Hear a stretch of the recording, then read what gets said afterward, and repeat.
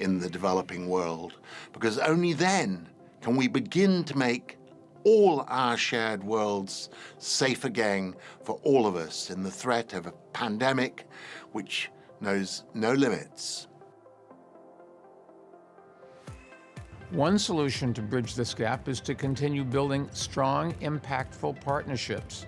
At Bloomberg Philanthropies, we're rallying businesses to take steps towards net zero emissions, and we're working with cities and governments to ensure they invest in economic recovery efforts that strengthen the fight against climate change. We are shared guardians of our planet. All stakeholders must develop better ways to ensure our collective accountability for our planet.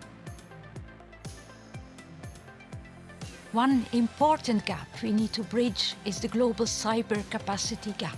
We can bridge this gap by making sure that tools and systems to address cyber threats and cyber crime are available to all and that they are used to foster peace and cooperation. Ce qu'il nous faut retrouver, c'est la voie de la coopération, la voie de l'engagement, la voie de la confiance dans ces instances qui sont cruciales, comme l'OMC, comme les Nations Unies ou l'Organisation internationale du travail. Les acteurs de la finance publique, qui représentent 12% des investissements dans le monde, ont un rôle clé à jouer dans la reprise durable et la réduction des fractures et des inégalités. We can bridge this gap by putting the fight against inequality at the heart of our international partnerships. We must bring the public and private sectors together in cooperation with civil society. One solution to bridge the gap is investing in human development, in particular education. We must invest in human well-being, promote a globally coordinated response, and build resilience to future shocks. We can all see the gaps widening all around us, north, south, the rich and poor. We have to find a way where this enormous growth of prosperity globally is shared more equally, and how the capital markets help close that gap, not increase it to the point way past acceptability, but to a point where it is no longer bridgeable.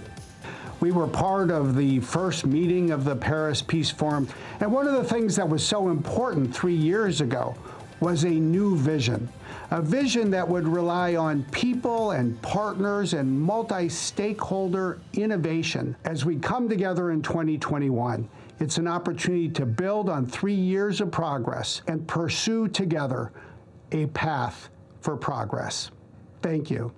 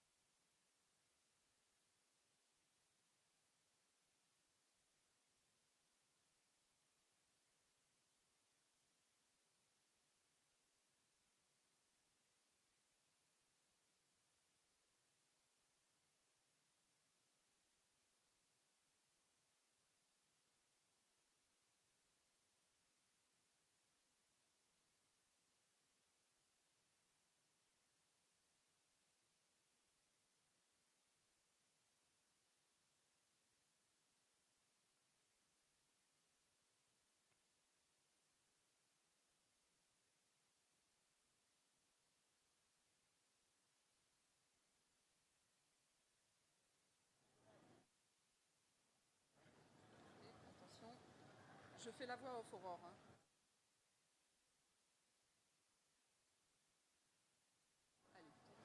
Ladies and gentlemen, welcome to the Paris Peace Forum. The opening ceremony will start in a few moments. Please make your way to your seat. Mesdames et messieurs, nous vous souhaitons la bienvenue au Forum de Paris sur la paix. La cérémonie officielle va débuter dans quelques instants. Nous vous remercions de bien vouloir rejoindre votre siège et de prendre place.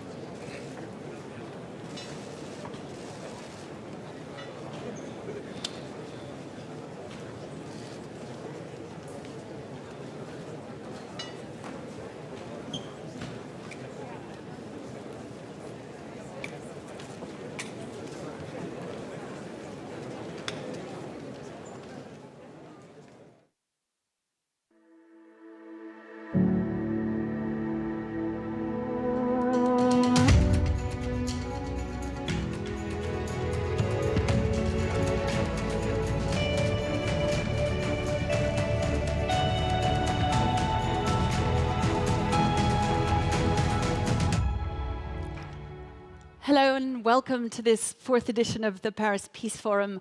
I'm Melissa Bell, CNN's correspondent here in Paris, and I'm here to guide you through the official ceremony and also to welcome our illustrious speakers. We're really delighted, really honored to be able to welcome today and to hear in a few moments from the Vice President of the United States, Her Excellency Kamala Harris, also the President of Nigeria, His Excellency Muhammadu Buhari. We are delighted as well.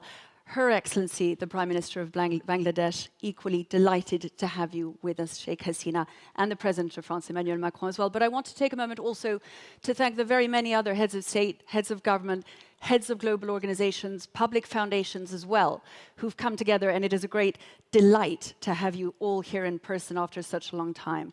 As you know, the Paris Peace Forum was created to try and reinvent multilateralism in order that it might be fit for the 21st century. Our particular theme today, nearly 2 years into a devastating pandemic, mind the gap, those inequalities that were there before, that have been exacerbated, that have been exposed, that have been worsened, and how they might now be addressed. I'd like to begin by introducing the President of the Steering Committee of the Paris Peace Forum to say a few words.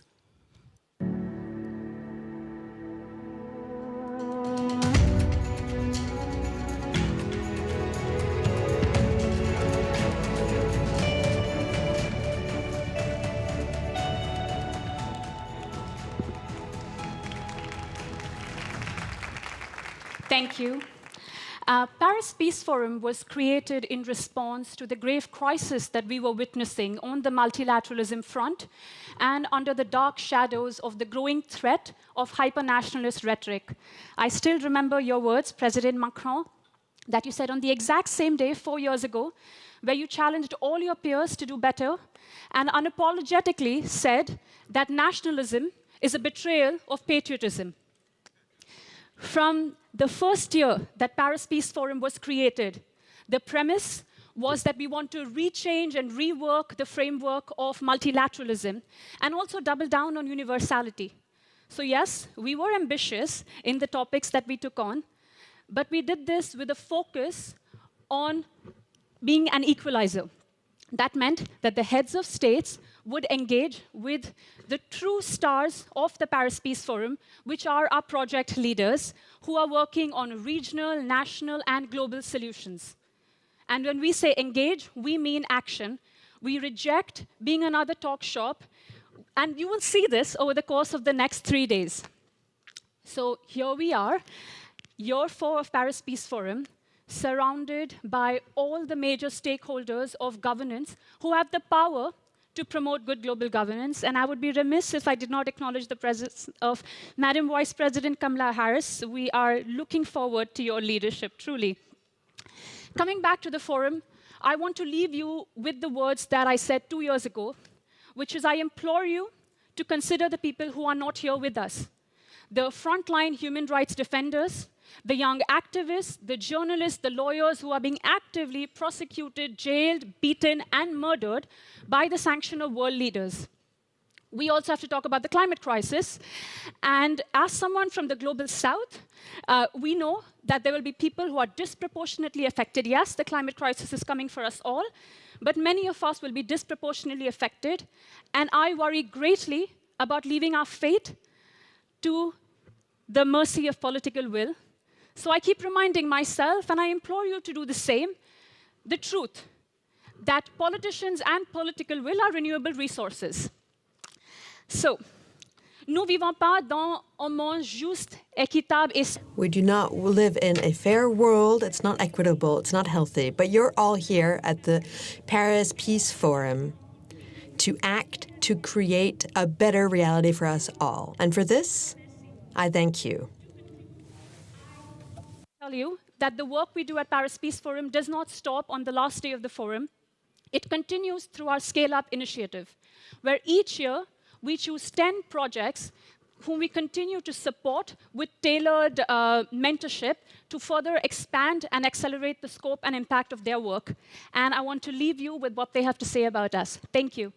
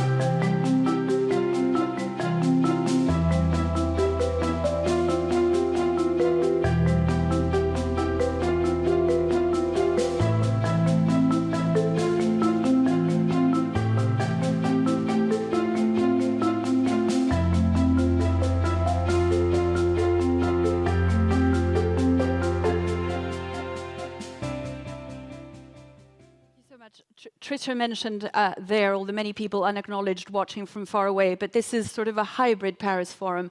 There are those of us who've been able to meet in person, of course, all of those following from afar digitally, and also those global leaders that are also joining us from a distance today.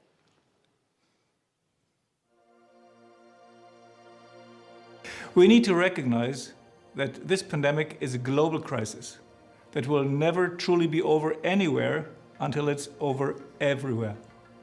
Superar esta coyuntura y reactivar las economías conlleva el reto de cerrar la brecha de inmunización existente entre las naciones. C'est pourquoi j'invite la communauté internationale à aller au-delà des mots et des effets d'annonce. We call on the countries and companies that control the global supply of vaccines to swap their near-term vaccine deliveries with COVAX and Abbott and to fully fund the ACT Accelerator. Nous devons pouvoir déployer des mesures temporaires et ciblées de partage volontaire de la propriété intellectuelle et soutenir les transferts de technologie. 2. สนับสนุนให้ทุกประเทศบรรลุเป้าหมายหลักประกันสุขภาพทั่วหน้าตามเป้าหมายการพัฒนาที่ยั่งยืน Las acciones que deben ser implementadas son el fortalecimiento de los sistemas de salud y el acceso de los países en desarrollo a fondos blandos por parte de los organismos multilaterales. In order for the planet to emerge from the vortex of the pandemic, we need solidarity and to overcome divisions. Osnaženi multilateralizam i saradnja su prijeka potreba u savladavanju nejednakosti koje je pandemija surovo istakla. La paix demeure le bien commun le plus essentiel dans ce monde. Un monde profondément marqué par les effets du Covid-19. Le coût de la pandémie a été bien élevé. On ne peut pas se permettre de payer maintenant le prix de ne pas en tirer les vraies leçons. Crisis, especially the most recent COVID-19 crisis, deepen the differences and gaps in our societies. Therefore, the gap which should be addressed first is the inclusion gap. Migrants lag behind non-migrant peers in terms of education, income, quality of employment, health, and more. The poorest, most vulnerable, most marginalized were hit hardest. Human rights, specifically work-related rights, must be front and center in our rebuilding policies. There are more challenges to be faced. Too many people live their daily lives against the backdrop of war. We call on all actors to invest in sustainable humanitarian action so that people do not become reliant on aid handouts.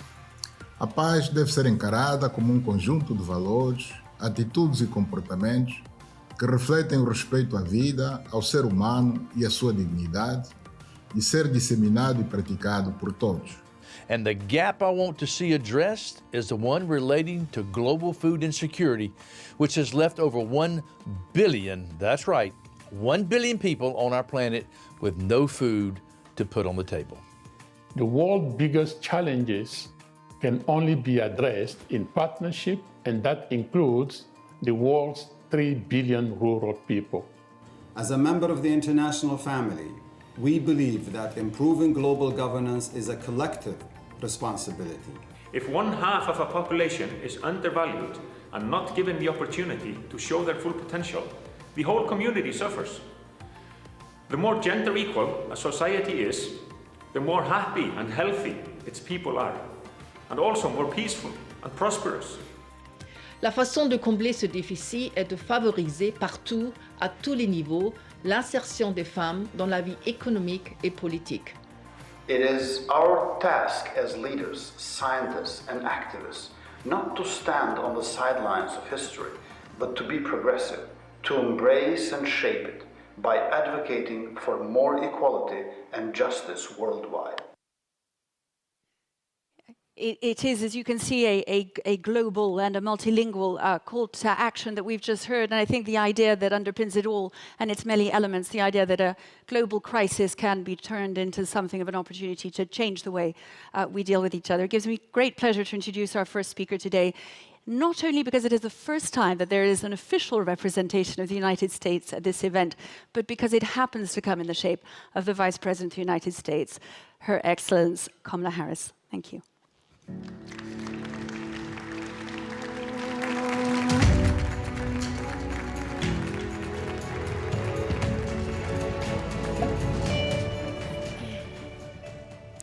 Thank you, President Macron, for hosting this forum and for the warm welcome. Today, we stand together at the start of a new era in our world, inspired by the possibility of our shared future, united by the bold ambition of our shared ideals. And so it is an honor to be here today to join leaders from nations around the world in discussing one such ideal: equality. To reach this ideal, we must acknowledge that inequality has always existed in our world. The gaps between the rich and poor, men and women, the global North and South, have existed throughout our history. To be sure, there are moments in which these gaps have narrowed and moments in which they've widened. Most recently and throughout this pandemic, the gaps have undoubtedly become larger. Globally, extreme poverty is on the rise, as is extreme wealth. The progress we have made on gender equality is under threat.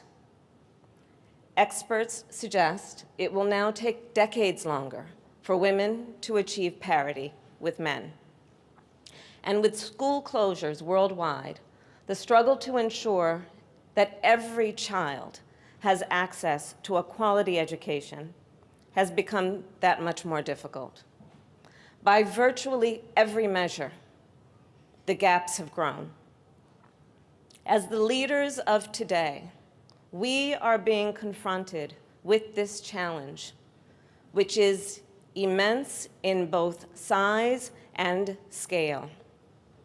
At times like this, there are some who see what is happening and accept it. They accept it as something that has always existed and always will. But there are others who see what is happening and ask, why? When I arrived in Paris, I visited the Institut Pasteur and reflected on the work of my mother.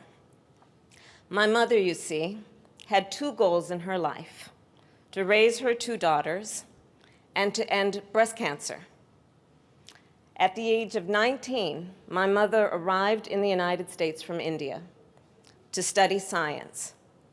Throughout her career as a breast cancer researcher, she collaborated with scientists worldwide, including right here in Paris at the Institut Pasteur. And you see, when you are a daughter of a scientist, science has a way of shaping how you think. My mother and her work taught me the power of a short and very important question. That question being, why? History is full of leaders. Leaders in science, in politics, in business, in the arts, in education.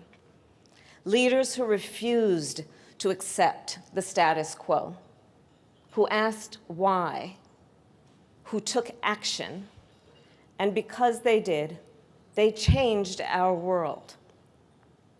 Well, today, we face a dramatic rise in inequality, and we must rise to meet this moment.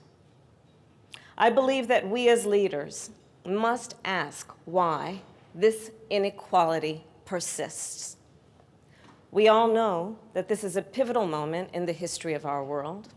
We are nearly 2 years into a global pandemic, 5 million lives lost, countless livelihoods have been lost. But the pandemic has also presented us with an opportunity. An opportunity because many in our world who perhaps did not see now clearly see the gaps.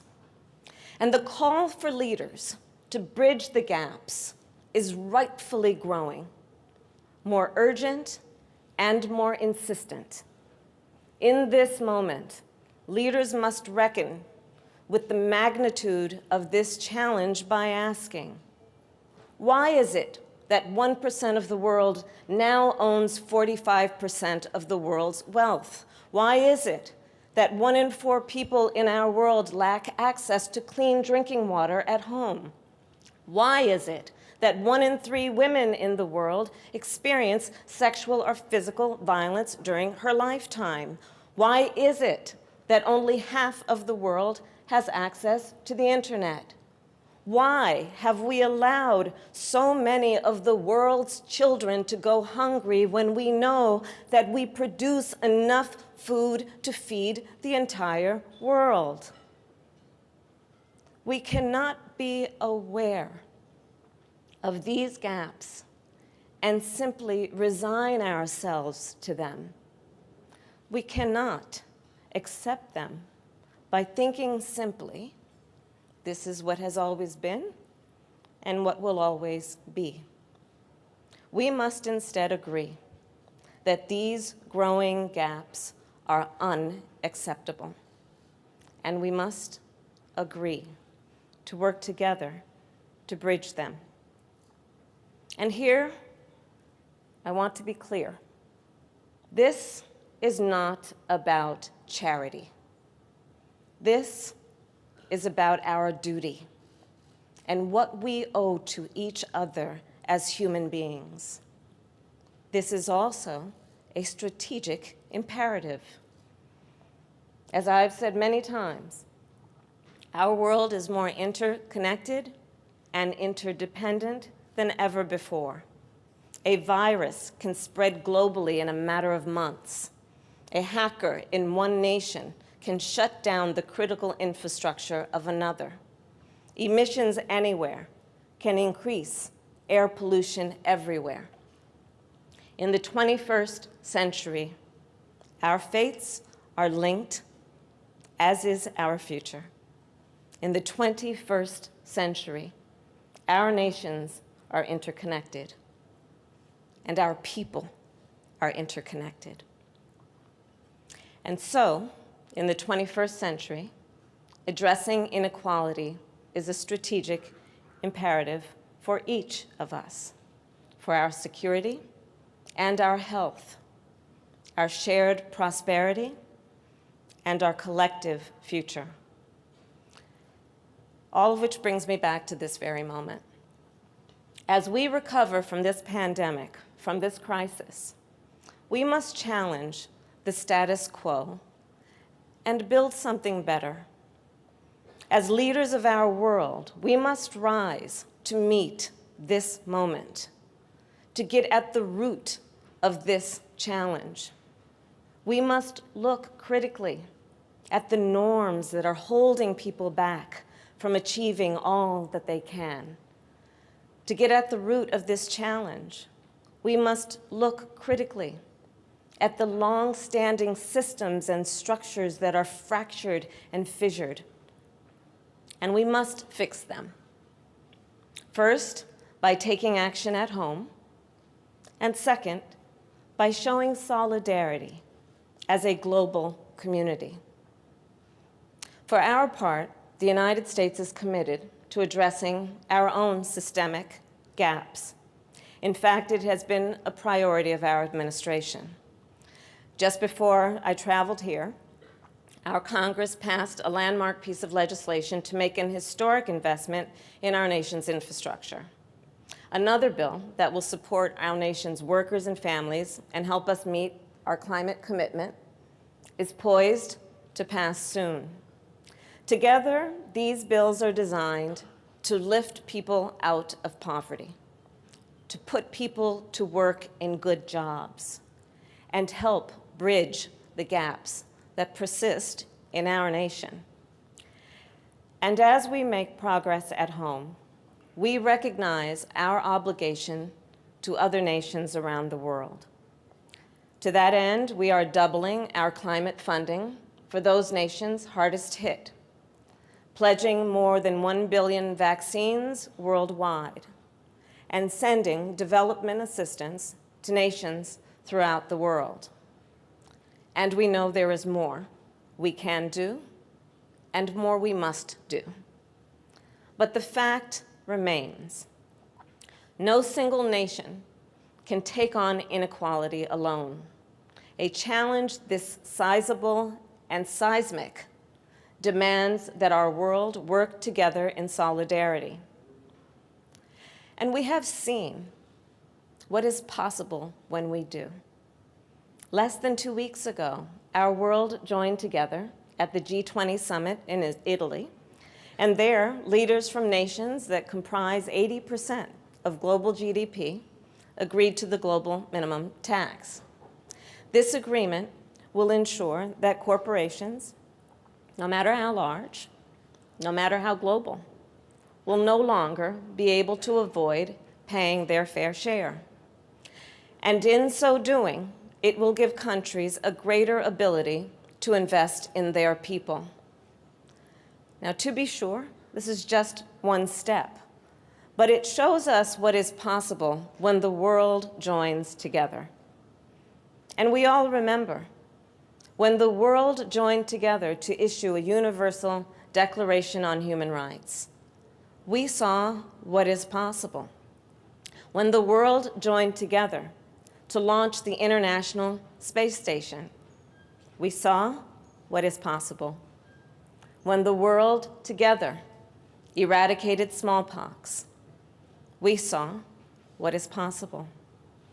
And I believe that in this pivotal moment, if we join together, there is no challenge that is too big for us to take on. So I will conclude with this. When we acknowledge what is happening in our world, what is actually happening in our world, and then ask ourselves why, we open ourselves up to the possibility that the future can be different, that the future can be better. And in that way, this question is a key to any progress, and it is critical to our shared future. So I challenge all of us here today, government leaders, business leaders, community leaders, let's continue to ask why, and then let's take action. There is the power of the people, and there are the people who are in power. And it will take all of us to meet this challenge. So as we go forward from this place, let us not be burdened by what has been. Let us focus on what can be. And let us realize a better future together. Thank you.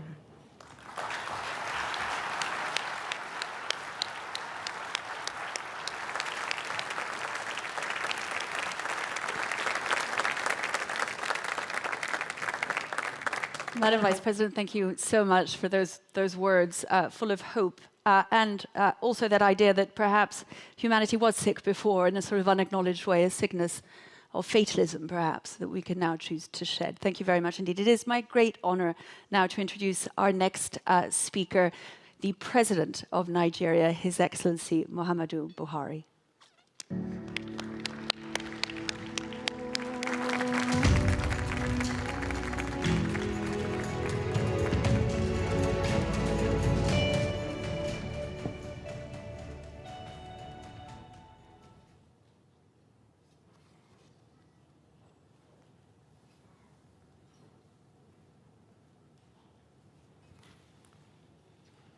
Your Excellency Emmanuel Macron, President of France,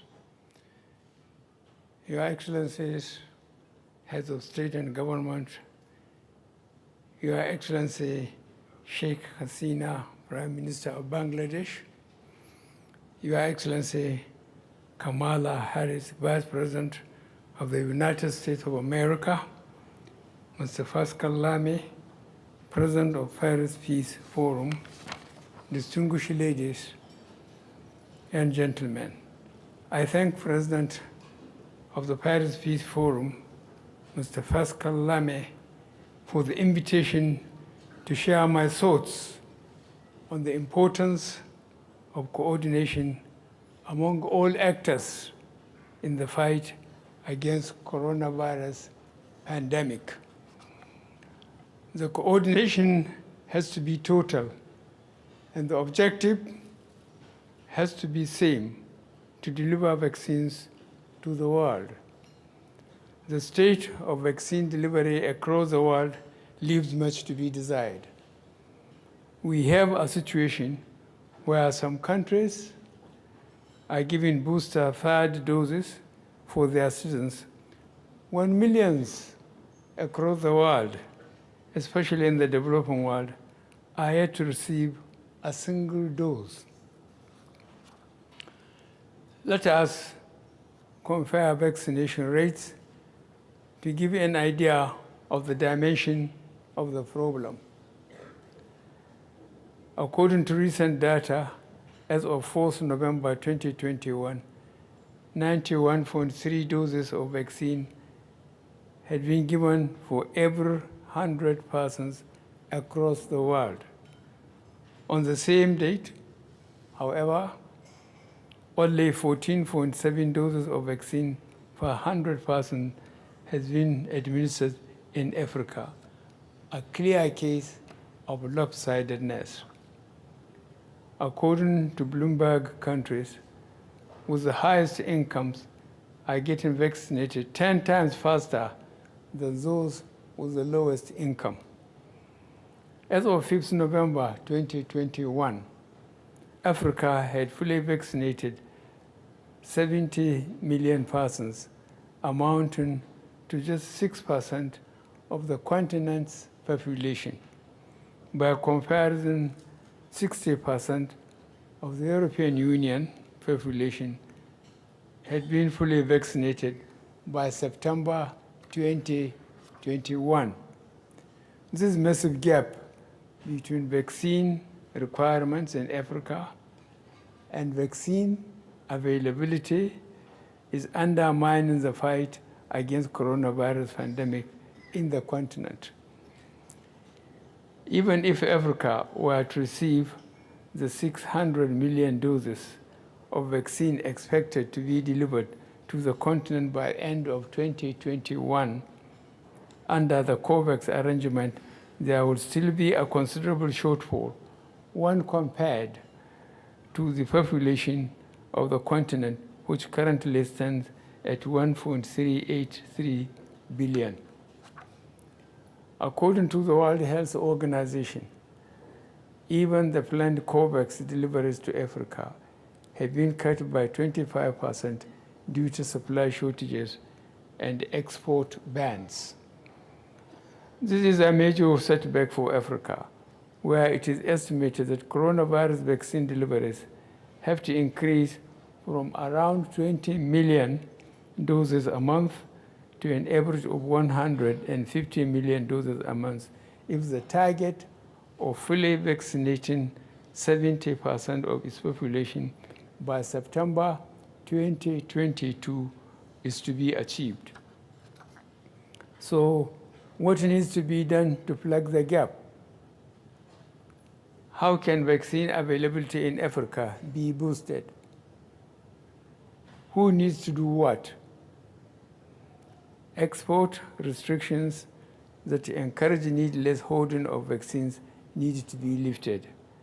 We welcome the pledges by industrialized countries to share vaccines, but they should be fulfilled in a timely manner. We thank countries such as France that have donated vaccines to developing countries. Resolving supply chain constraints will require better coordination within the manufacturing process and between manufacturers and end users. there is a clear need for the expansion of vaccine production capacity in Africa. In this regard, African countries already have a roadmap. The Pharmaceutical Manufacturing Plan for Africa, developed in 2007 by the New Partnership for Africa's Development on the basis of an African Union Summit decision taken in 2005.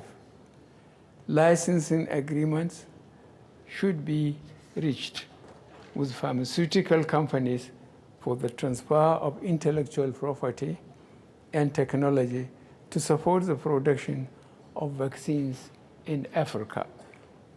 If global vaccination is the only way to end the coronavirus pandemic, then all stakeholders must act in coordinated manner to plug the vaccine gap in Africa.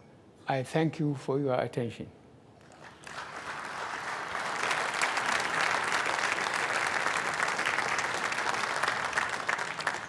President Buhari, thank you so much for those words, and that go to the heart of so much of what we're talking about today, that vaccine inequity that we've seen represented so much, and of course is one of the first issues that needed to be solved and that helped alert the world to how much more needed to be done. It is my great honor now to introduce you to our next speaker for this official ceremony, who is the Prime Minister of Bangladesh, Her Excellency Sheikh HASINA. Please.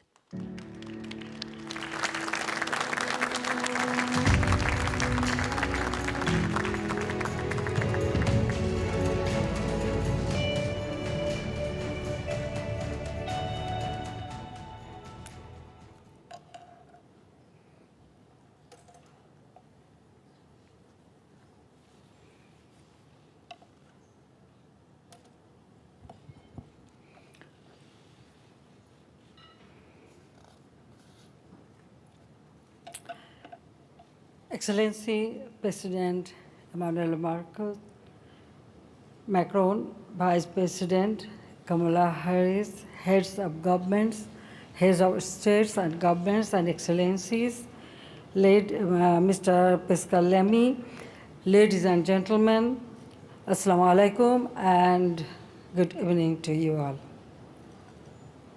I thank President Emmanuel Macron for inviting me to the Paris Peace Forum this year. We join the France government and people in remembering the fallen and the brave of the First World War. I speak here for peace-loving people of Bangladesh. 50 years ago, Bangladesh was born of a genocidal war that cost 3 million lives. Our people have learned to value peace as the deepest aspiration of all human beings. My father, our father of the nation, Bangabandhu Sheikh Mujibur Rahman, placed peace at the center of our foreign policy. He showed us the way to reach out to the world in friendship. He knew that malice and hostility served no purpose in international relations. At the UN General Assembly in 1974, Bangabandhu Sheikh Mujib talked about his vision for building peaceful, just, and inclusive societies around the world. He said, and I quote, "Our total commitment to peace is born of the realization that only an environment of peace would enable us to enjoy the hard-earned fruits of our national independence and to mobilize and concentrate all our energies and resources in combating the scourges of poverty, hunger, disease, illiteracy, and unemployment," unquote. In other words, he was talking about global inequalities and injustices as real threats to international peace. In Bangladesh, we have made significant progress in our fight against those scourges. We had a narrow resource base compared to our peers, but our homegrown inclusive development model gave us better and faster results for most social indicators. This was no miracle.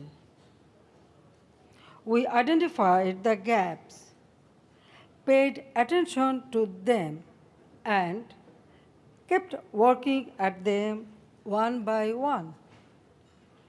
This year, the UN declared us qualified to exceed the least developed country grouping. We aim to achieve the Sustainable Development Goals by 2030. We have a vision to be a knowledge-driven, prosperous economy by 2041. We have got some more miles to go. The COVID-19 pandemic has exposed the fault lines running deep within the international health and financial systems. It has once again laid bare the gaps between the haves and have-nots. We must mind and close those gaps. We have no option but to secure vaccines for millions of people without access to them. We must keep raising our climate ambitions to save people's lives, homes, and livelihoods.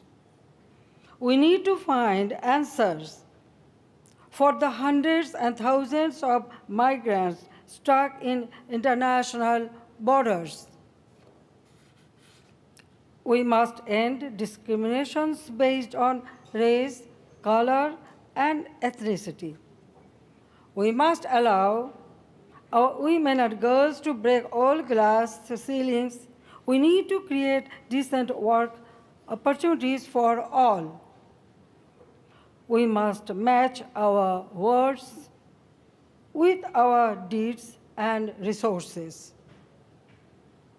A rules-based multilateral order must be fair and meaningful for all our people. Our world is still ridden with too many conflicts. Following the pandemic, there needs to be a surge in international peace diplomacy. We have a shared responsibility to seek just and lasting solutions to old and new conflicts. Bangladesh believes that peace around the world is the best guarantee for our national security. We avoid the path of conflicts and seek pacific settlement of dispute. We have resolved land and maritime boundary issues with our neighbors through dialogue and lawful means. We do not allow our land to be used for harmful activities against any other countries, means our neighbors. In 1997, we ended an armed conflict in our Chittagong Hill tracts through a historic peace accord. Because they are our nation, we discuss with them and then we establish peace in that area. And all the arms cadres surrendered their arms to me. 1,800 cadres directly surrendered me their arms. We vote a zero-tolerance approach to all forms of terrorism. We keep investing at the community level to contain their spread. for many years now. Bangladesh ranks top among the troop and police contributing countries to UN peacekeeping operations. We hold on to our faith in the Middle East peace process in support of Palestinian cause. Our advocacy for a culture of peace for 22 years is our counter-narrative to war. I keep calling for resources used for the global arms race to be channeled to sustainable development. All money should use for our future generation, for our children, for their education, healthcare, home, and livelihood. In August 2017, Bangladesh helped avoid a major regional crisis by giving temporary shelter to Myanmar's forcibly displaced people, the Rohingya. More than 1 million of them continue to face an uncertain future. The world must act seriously to make sure that those people can go back to Myanmar soon.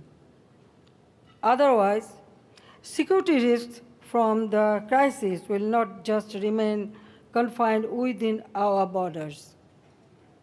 We already see signs of that.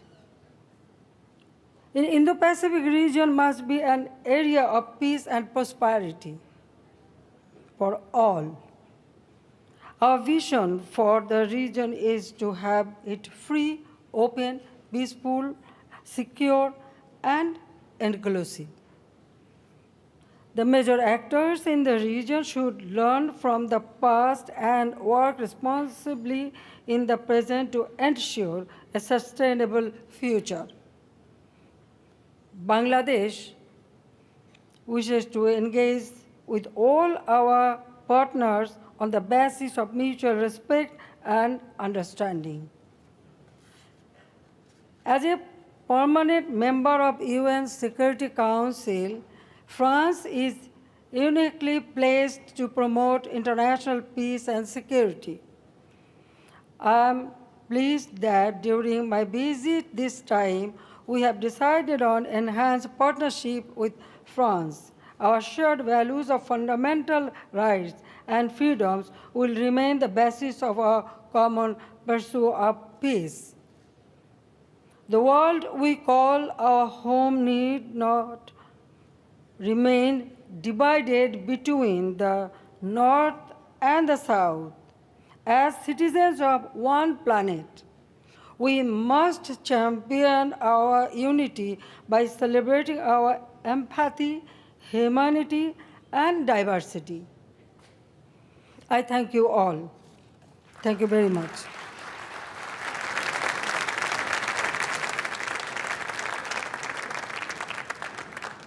Excellency Sheikh HASINA, the Prime Minister of Bangladesh, thank you very much. And for those important words, also highlighting the fact that it isn't so much about reinventing the wheel, but looking at those examples in history, particular places, particular times, when in the face of devastation, people have identified the gaps and come together. It gives me great pleasure to introduce the President of France, Emmanuel Macron, as our next speaker.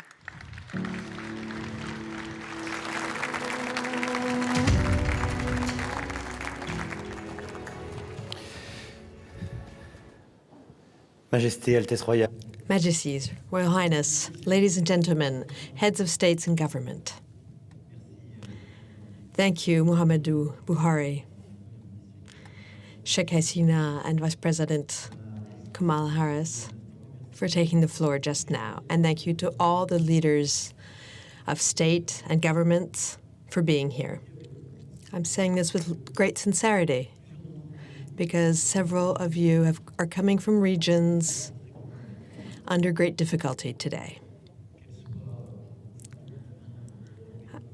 At the edges of Europe, in the Sahel, in Northern Africa, in Asia, in South America, and yet you are here, showing that this dialogue is indispensable.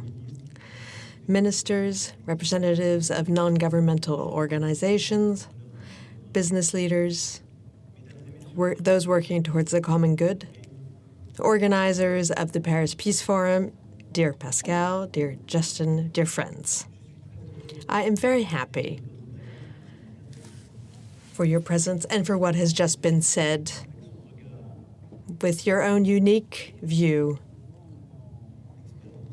of the experiences of your countries and your values. And I believe that it's through dialogue that we can enable useful action. The Paris Peace Forum,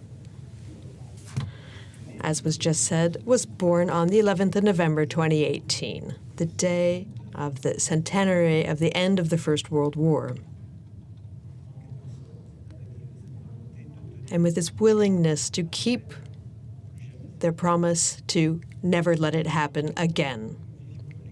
At a time where we're undergoing an unprecedented crisis in multilateralism, the agreements that had just been signed were overthrown. Multilateral organizations saw some of their eminent members leave. Therefore, collectively, we tried to come up with new methods, new stakeholders to create a new common destiny to be more efficient together. And thanks to all of you, over these past years, we have stayed the course. And I'm very happy, Madam Vice President, to have the United States back in the club of multilateralism. This is wonderful news. Thank you. Because I believe this is the rightful place for the United States of America. And I think that for all of us, this is also the conditions for useful action. However, the challenges are still there. Some more worrying than they were yesterday. And this requires that we continue on the path that we have tried to lay out to be more effective and to get results. Like you, I believe in multilateralism. And I believe in effective multilateralism. And I think that the difficulty of the period we've just lived through is double.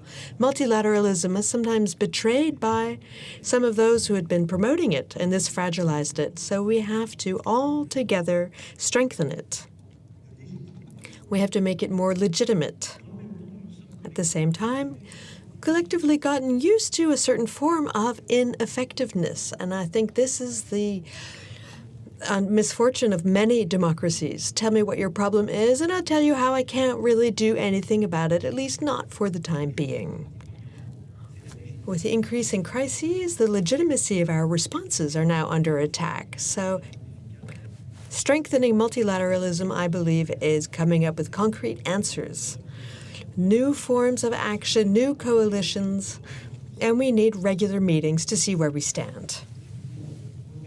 We need cooperation, which brings together states, companies, intergovernmental organizations, regional structures, represented here as well, NGOs, militants, activists, academics, just like the COP is trying to do for COP, just like we did with the One Planet Summit, and like all of the project leaders here, for very important actions to fight against this major challenge. And I thank them. So I would like to say what has been taken since we made our commitments a year ago today. A year ago, we tried to define what we called the international consensus, the Paris Consensus, echoing the consensus that was several decades old, which had led to financial capitalism in the world and which set up doctrines which were very useful to enabling many people to come out of poverty. So this consensus set several common objectives. First of all, to go to the end of our universal response to the pandemic. And you're all back here. And President Buhari, you decided to take the floor on this topic. Last year, at the same time, we thought we had a vaccine. We were hoping that it was on the way.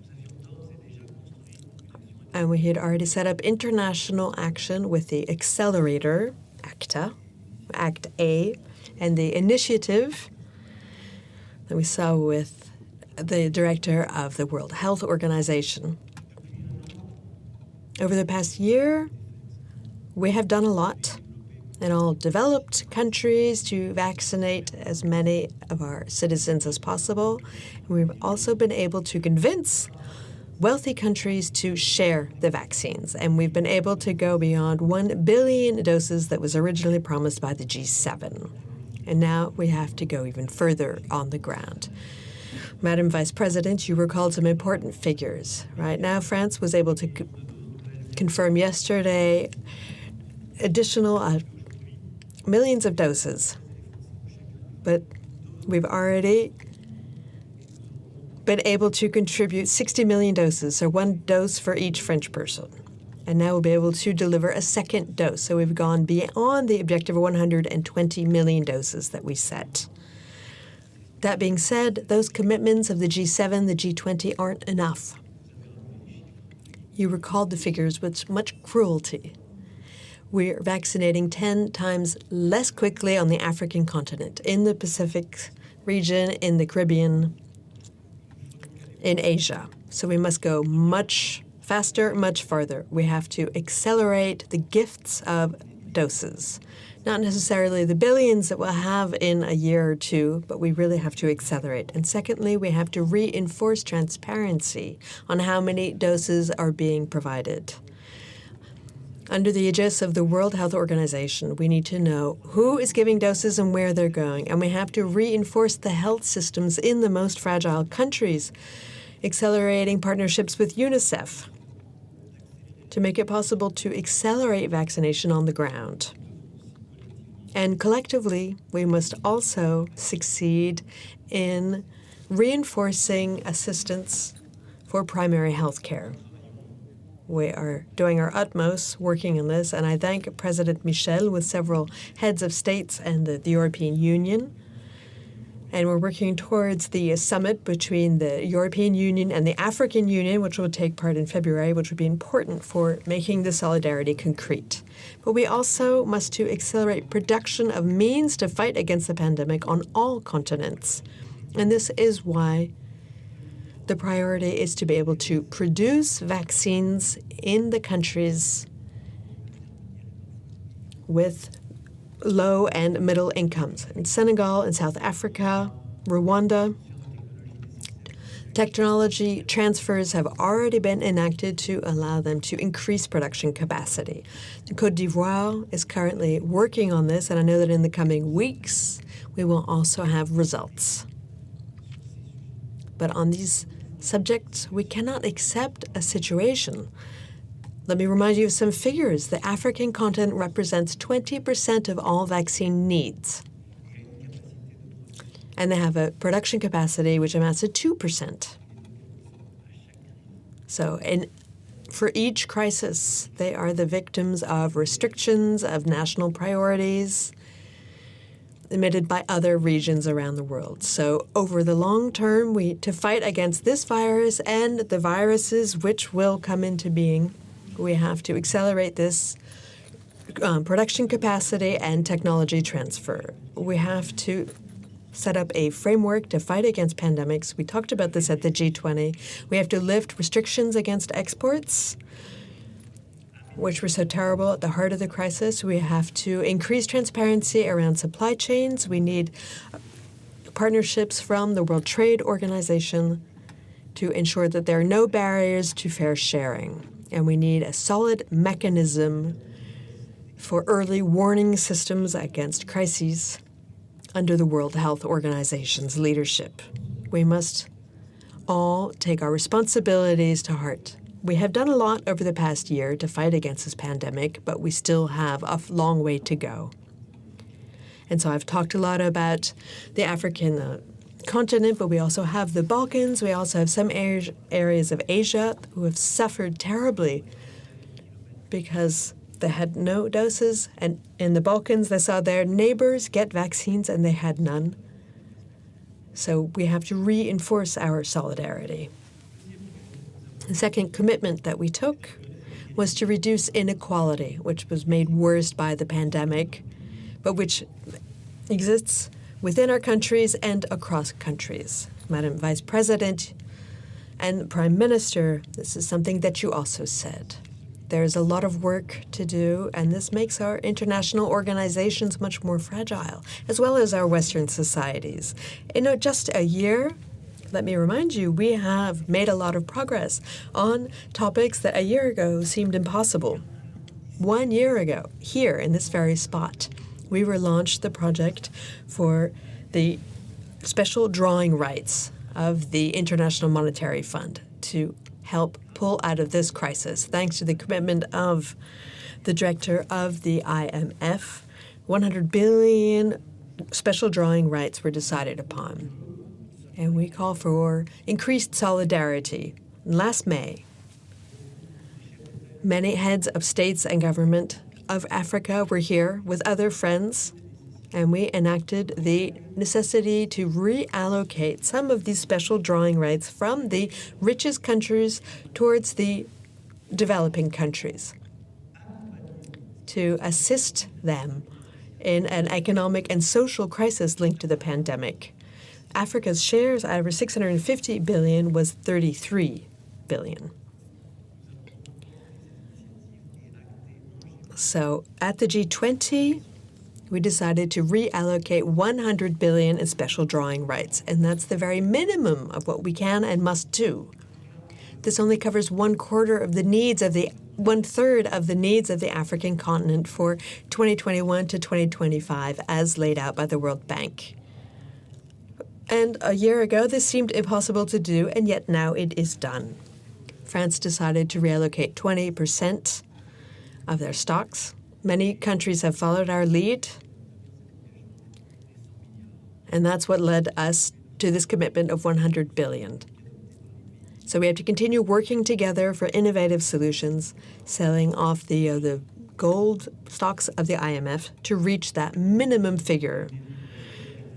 We need unprecedented mobilization for international solidarity, for fairer globalization, and it's in that same spirit that we have the second major step that we've taken, which seemed impossible a year ago. Taxing profits of multinationals, including digital platforms, for the benefit of the citizens of all countries. This minimum tax was decided upon at the G20 in Rome, and this is major progress for world equality. But again, there's still a lot of work to be done. I can't mention everything, but we know that we have to go farther on this question of special drawing rights, go farther to finance what needs to be done, and also go farther in terms of education. I don't want to forget that struggle that you reminded us of. The crisis has deprived 1.5 billion young boys and girls of school. UNESCO has said what the needs are. At least 11 million young girls will not be going back to school, especially in Africa. We have to fight to invest more in education. This is a world cause at UNESCO, at the International Francophonie Organization, bilaterally with regional organizations, to face this challenge of inequality. There's the pandemic, there's terrorism, and there are our children who are victims. And our friends in the Sahel know this very well. In their countries, every day, have to face schools closing because of these politics of terror. And also in the fight against inequalities, we must continue to fight on a topic which is more and more central, and this is world demographics. Migrations are just one of the consequences, but we have to rethink how we fund our international organizations. We can no longer have populations who are becoming more elderly in the north and families with increasing numbers of children in the south. This will only lead to more tensions if we cannot put at the heart of our development policies this question of demographics and the inequalities that it creates. And the third major work strand that we set last year to redefine our consensus was, of course, our commitments for the climate and biodiversity. Here, too, words are no longer enough. The youth in all of our countries are calling on us to do more. Tomorrow, the COP26 will end, and there are only a few hours left. So I won't be those who cry victory too fast. We're not there yet. But I won't say, oh, no, it's a hopeless. It would be discouraging to say, no, it's a failure again. It's just words. That's no longer true. There's always more commitments, more effectiveness, better actions to take. And here, I would like to give the full support to the negotiators in Glasgow for this final stretch. Once the COP is over, we will see what the results are on the two main criteria: our collective capacity to avoid global warming above 1.5 degrees by the end of the century, and our collective ability to keep our promises in terms of climate justice. So the $100 billion to help developing countries. But already, let us see what has been done over the past few months, thanks to the commitment of all of us here. G20, a few days ago, took the historical commitment to stop all funding of coal plants. This is a revolution, which builds on the decisions by Japan and South Korea and then China last year. A commitment against methane taken at the COP to limit the temperature rises to 1.5 degrees. We're advancing on protecting the climate, protecting ecosystems, just like we did for tropical fires, and which we will continue to do in our actions on oceans with our summit in next February on the Great Green Wall. Several of us are committed strongly to this. Over the past year, we have managed to resynchronize our agendas between fighting against global warming and in favor of biodiversity, which is indispensable. Over the past few days, there's also a Chinese-American announcement, which was very important, and I hope this is just the beginning of significant progress to come. And in Glasgow a few days ago, if the two major powers can't agree, we will not win this fight. And I salute upcoming debates between President Xi Jinping and President Biden and this agreement, which has already shown considerable progress. We know what remains to be done. 1.5 degrees and no more by the end of the century. Carbon neutrality by 2050. National strategies which are more stringent so that we can meet these objectives. The European Union has also made its commitments, and it will stick to them. Over the coming months with the Green Deal, we will enact the mechanisms, the funding mechanisms, with President Michel, President Ursula von der Leyen. These are major revolutions. And we have to continue to help all countries in their transitions. South Africa has shown the way. They've shown that it's possible with the technical and financial assistance of several of us and international organizations. They have enacted a strategy to end coal through nuclear energy and renewable energy to go towards the decarbonation of their economy. So for emerging countries, this is a possibility, and it paves the way for what seemed impossible to many. However, there is still a lot to be done. Sometimes in the coming hours and days, we must continue this fight against climate change and for fair finance. The $100 billion a year aren't enough.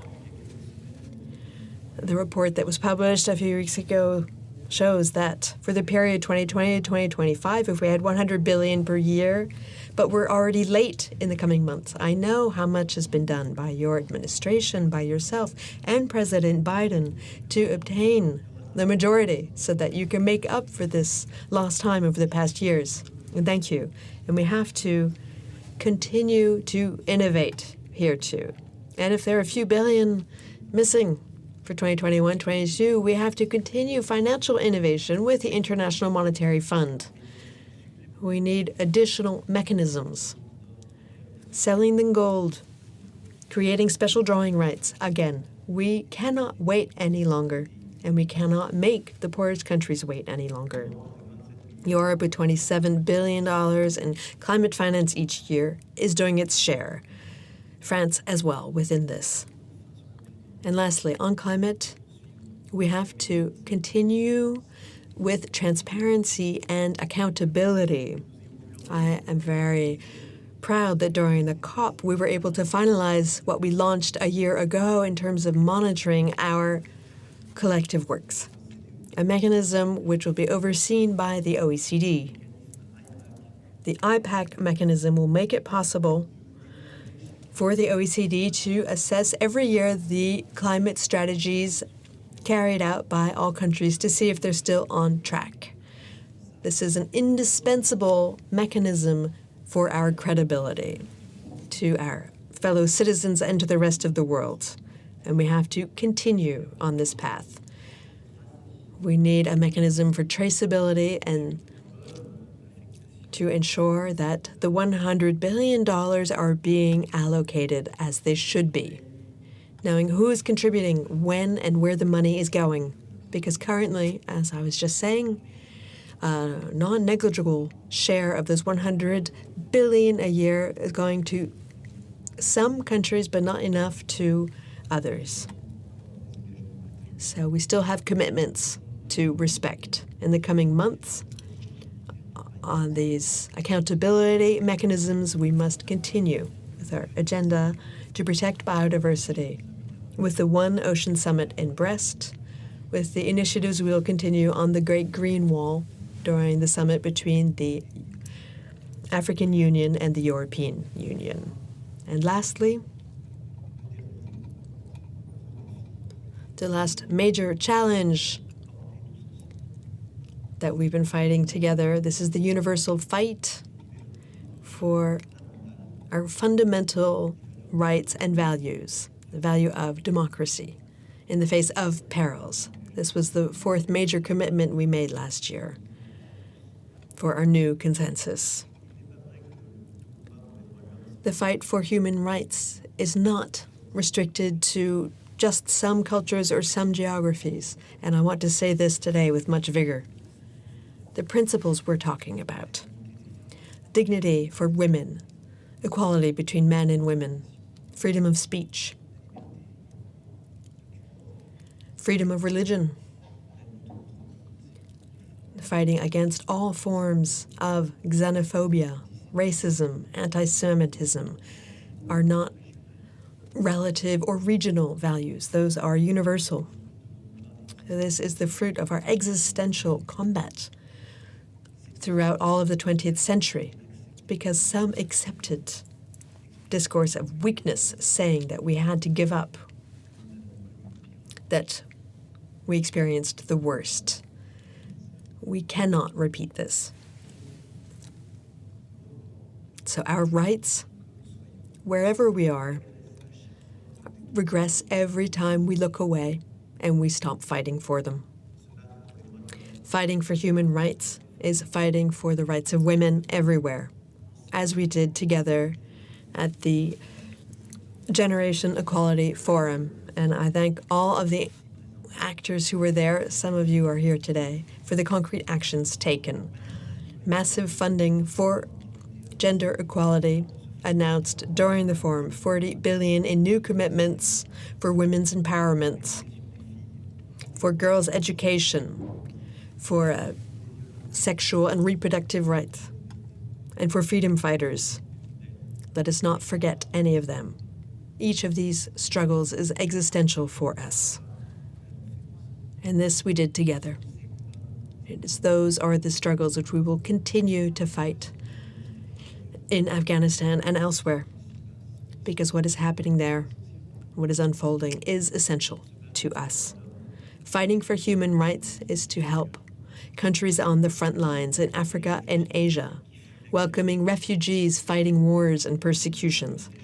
The Prime Minister of Bangladesh knows this. Every day they have to face the tragedy of the Rohingya, but all of us know we live with displaced populations, with refugees, terrorist crises, the consequences of the pandemic, consequences of the climate drama that is unfolding around the world. Our world today is living one of its most terrible hours, where our rights are being violated every day because hundreds of millions of our fellow citizens, of world citizens, are being displaced, are refugees, they're deprived of their rights, they're living in terrible distress. And I would like to thank all associations and the fighters, the humanitarians. And at the beginning of next year, with the minister, during the French presidency of the European Union, we will be organizing a summit for humanitarian aid, and I would like to thank them solemnly. Many of you, or international organizations, Red Cross, more specifically, thank you very much for everything you're doing around the world. We must to continue our humanitarian actions, our financial commitments. This is essential to preserve our rights. Fighting for human rights is to defend the rights of children in armed conflict, but also in the digital sphere, where every day they have to face unbearable violence.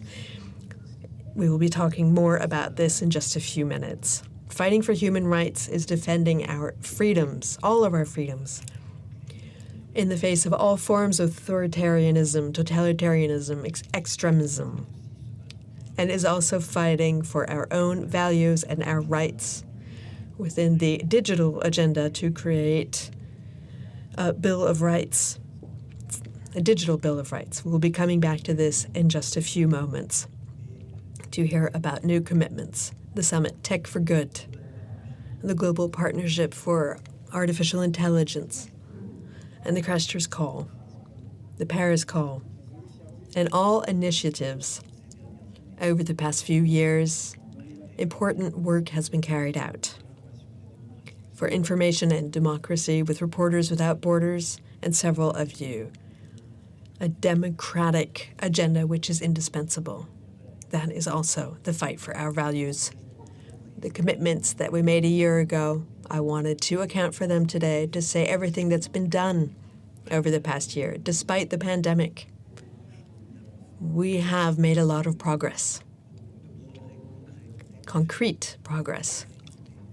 The difficulty is that we're not going fast enough. It's not fair enough. Collectively, we need to be responsible. We have to be accountable to say what is progressing and what isn't progressing fast enough. The work strands I've just mentioned, as far as France is concerned, will be the pathway for our actions over the coming months. As you've reminded us, and as I said 4 years ago, the difference between nationalism and patriotism. Patriotism is to love one's country without trying to be against the rest of the world. All of these pathways, all this action can only exist in international cooperation and only through new partnerships and a willingness to be effective. But all of this is currently fragilized by new crises, new upheavals. All of this is currently having to face new divides, insecurity, geopolitical strife. And I would like to end by adding a commitment to those we've already made. We now have to adopt effective multilateralism for an agenda to control weapons, for cooperation amongst superpowers, and to fight against the world disorganization, otherwise major conflict, which today are being prepared. Tensions which threaten us every day, will delay these essential agendas I have just mentioned. We must, on arms control, on building peace that has to be reinvented, to fight against regional conflict, which we will be doing tomorrow with the African Union and United Nations on Libya. We must also build new coalitions for regional conflict to build peace. I'm sure you've understood we've done a lot over the past year, but a lot remains to be done. So, all of you who believe in multinationalism and this new Paris consensus, I'm very happy to be here. Thank you.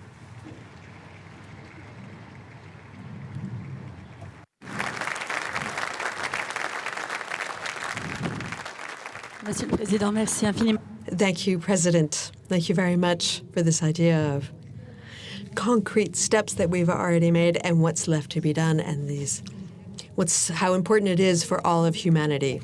The impetus that is behind this change and the different voices, there are many nationalities, there are many languages. Just another few messages from those global leaders who couldn't be here in person today.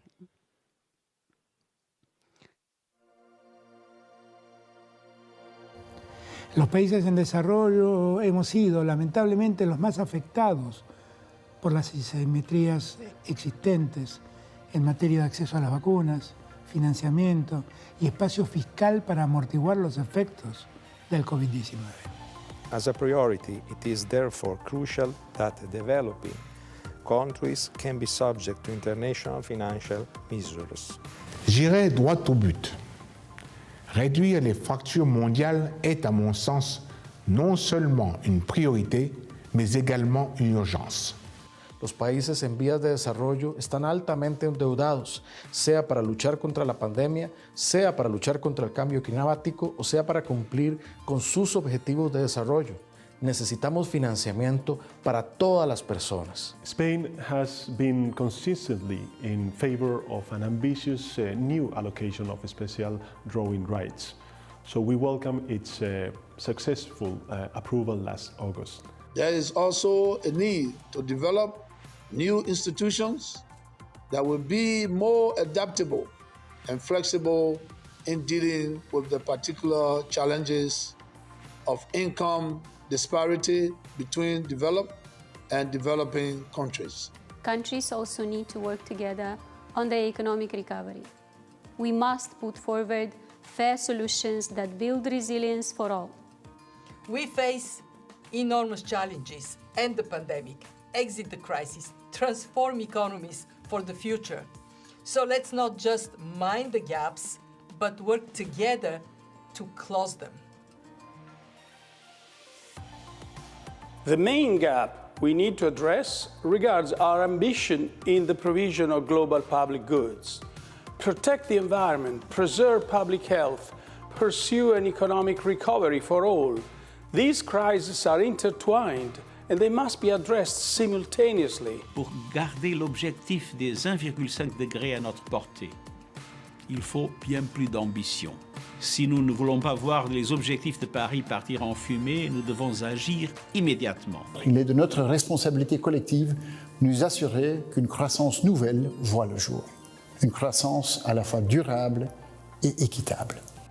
Governments across the world setting ambitious targets as regards climate change, the protection of our oceans, and other natural resources. La solution que l'on doit proposer est de considérer que l'éducation au développement durable est essentielle. We must act upon this premise and strive to implement the UN Sustainable Development Goals to transform our world for better. The agreement on a global minimum corporate tax rate of 15% is a great step towards synergy with the strategic development goals and global efforts to mitigate climate change. We must work together to promote good governance, transparent, accountable institutions, and a strengthened rule of law to ensure the development of stable and peaceful societies. هو السبيل أمام دول العالم لتحقيق أهدافها المشتركة في توفير حياة آمنة مزدهرة ومستدامة للبشرية جمعاء. The digital sphere is increasingly where we are living our lives. It must be an inclusive space that works for all of us as a force for social change, economic progress, and for individuals of all backgrounds. Multi-stakeholder models are key to good digital governance. Leveling the digital divide should be our priority. Democracy and rule of law need to go hand in hand with digitalization. Il manquait un forum comme celui de Paris dans l'ensemble des rencontres internationales entre les leaders politiques et la société civile. Un sommet centré sur les enjeux globaux que nous devons tous affronter. Questions of war and peace, climate change and health security, emerging technologies. All of these global challenges are crying for a global response. Dialogue will not make genuine differences disappear, but it helps us bridge the divisions that remain.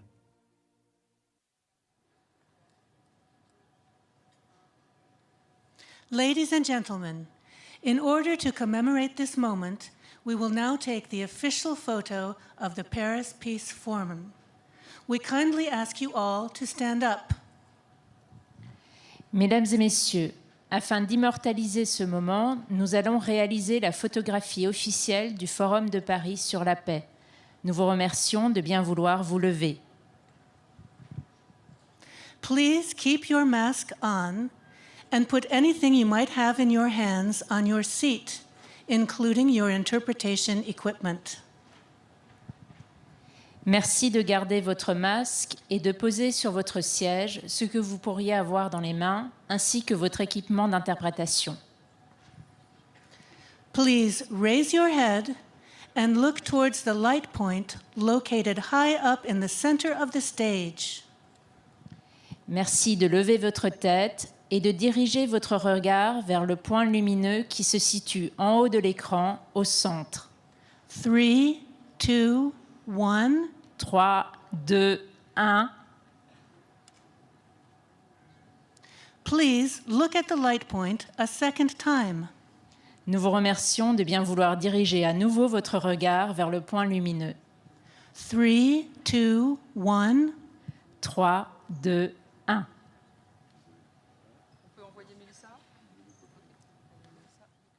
Ladies and gentlemen, thank you so much.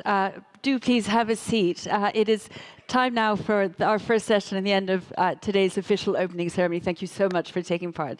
It's been such a pleasure listening to you all. Alex Taylor is going to come on stage now to speak about our first session to begin with. Thank you very much indeed, Melissa. It's my pleasure to be hosting this two round tables to talk about some of the issues that we've all been covering. The President was talking about the values of the Republic and its challenges. We're going to have two very high-level round tables to talk about the world we live in. Obviously, our lives more and more digital, but how do we patrol these lives? How do we control it? What kind of laws do we have to make? And the initiatives which the President referred to, we're going to explain the Paris call, where we're at with it, what its aims are. So first of all, a roundtable, a very high-level and exciting roundtable on the digital challenges, and one more specifically relating to issues which I know the President cares a lot about, concerning the protection of children. What kind of world do we want our children to live in? Obviously, children more and more exposed to a digital world, but what kind of world do we as adults want them to have to deal with? So as I'm talking, I think we've set out all the places, but first of all, ladies and gentlemen, if I ask you to give a big round of applause for Melissa, who saw us through the first part. Thank you very much indeed. Thank you very much indeed, Melissa. So I think we have a round table set up, so it's my pleasure now to invite the very prestigious members of our round table. Please, will you welcome the President and Vice Chair of Microsoft, Mr. Brad Smith. If you could welcome him to take his place. We are delighted also to have the Multi-Stakeholder Experts Group Plenary Chair and Steering Committee Co-Chair, Global Partnership on Artificial Intelligence, Mrs. Joanna Shields. If you could give her a round of applause too. Joanna is going to join us. And we are also delighted to have Mr. Christophe Deloy, who is Chair of the Board Forum on Information and Democracy and Secretary General of Reporters Without Borders, Reporters Sans Frontières. And we will also be joined, be careful, we will also be joined by video by Emma Alonso, who's the Director of the Center for Democracy and Technology. Now, in order to introduce this roundtable, it's my pleasure to ask Your Excellency, Vice President Kamala Harris, to say a few words. Thank you very much indeed.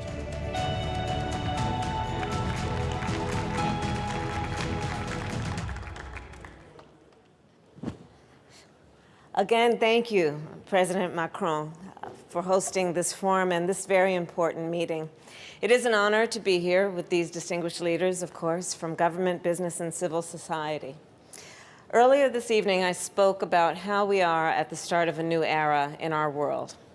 And indeed, as we discussed, the pandemic has been a turning point and a tipping point. As I've said, our world is more interconnected and more interdependent than ever before. Nowhere is that probably more evident than in the digital domain. I grew up in California with Silicon Valley literally in my backyard, and I watched, as we all did, the rapid shift from analog to digital technology. We all watched the rise of the internet and of social media. And it is undeniable, technology has the power to unlock opportunity for the people of the world. There are people using the internet to share information and opinions, activists using social media platforms to speak out for justice, scientists using satellite images to mitigate the impact of climate change, innovators using technology to help low-income nations leap forward. Mobile banking is giving more people the opportunity to participate in the global economy. And of course, as we've seen in particular during the pandemic, telemedicine is giving more people the opportunity to consult a healthcare professional. But just as technology has created more opportunities, it has also created more risks and threats. As a former prosecutor, and years as an elected official, I have seen firsthand how women and children have been exploited online, and privacy has been compromised. I have seen firsthand how hate and violent extremism is stoked online, and misinformation can be spread, threatening democracies. And of course, we have all seen how autocrats are using technology to crack down on journalists and activists, how hackers and ransomware attacks disrupt critical infrastructure, how foreign interference has undermined democratic elections. To address these risks and these threats, I am clear that our world must join together, and that is why I am honored to announce that the United States, President Macron, supports the Paris call for trust and security in cyberspace. The Biden-Harris administration is committed to working to advance security in cyberspace, to promote stability in cyberspace, and to ensure shared prosperity. This commitment extends from what we do at home to what we are doing in solidarity with the world. At home, we have made significant progress. In May, President Joe Biden signed an executive order to make bold improvements to our cybersecurity. And just last week, our Congress passed a historic bill to upgrade our digital and physical infrastructure. Similarly, with the world, we have made strides. Together with other nations, our administration has named those responsible for malicious cyber activity. I firmly believe that there must be consequence whenever security and stability are being threatened in cyberspace. Our nation has also joined the Christchurch call, and we are determined to work with our allies and partners to eliminate terrorist content online. For the United States, our approach to the digital domain is rooted in our democratic principles. We will continue to advocate for an open, secure, and interoperable internet, and work to ensure that technology helps, not harms, the people of our world. And I'll conclude with this. Gathered here tonight, leaders of government, business, and civil society. At the start of this new era, we are all pioneers, standing together in the dynamism of the present, on the brink of the unknown. It is up to us, all of us, to strengthen our nations and protect our citizens. It is up to us, all of us, to realize the opportunities of technology and minimize the threats. In a world that is more interconnected and interdependent, let us go forward together. Thank you. Thank you so much, Vice President, and for making that announcement, which I'm sure will please the President a lot. So it's my pleasure now to open this first round table, which is based on digital technology challenges. We all need, obviously, to be able to trust the cyberspace that we use as citizens and as consumers. The threats are well known. We've talked about them already. Terrorism, online hate. But what can we actually do about this? This first roundtable will be an opportunity to discuss 4 concrete steps launched by France and other committed states, companies, and civil society organizations to see where we're at the moment.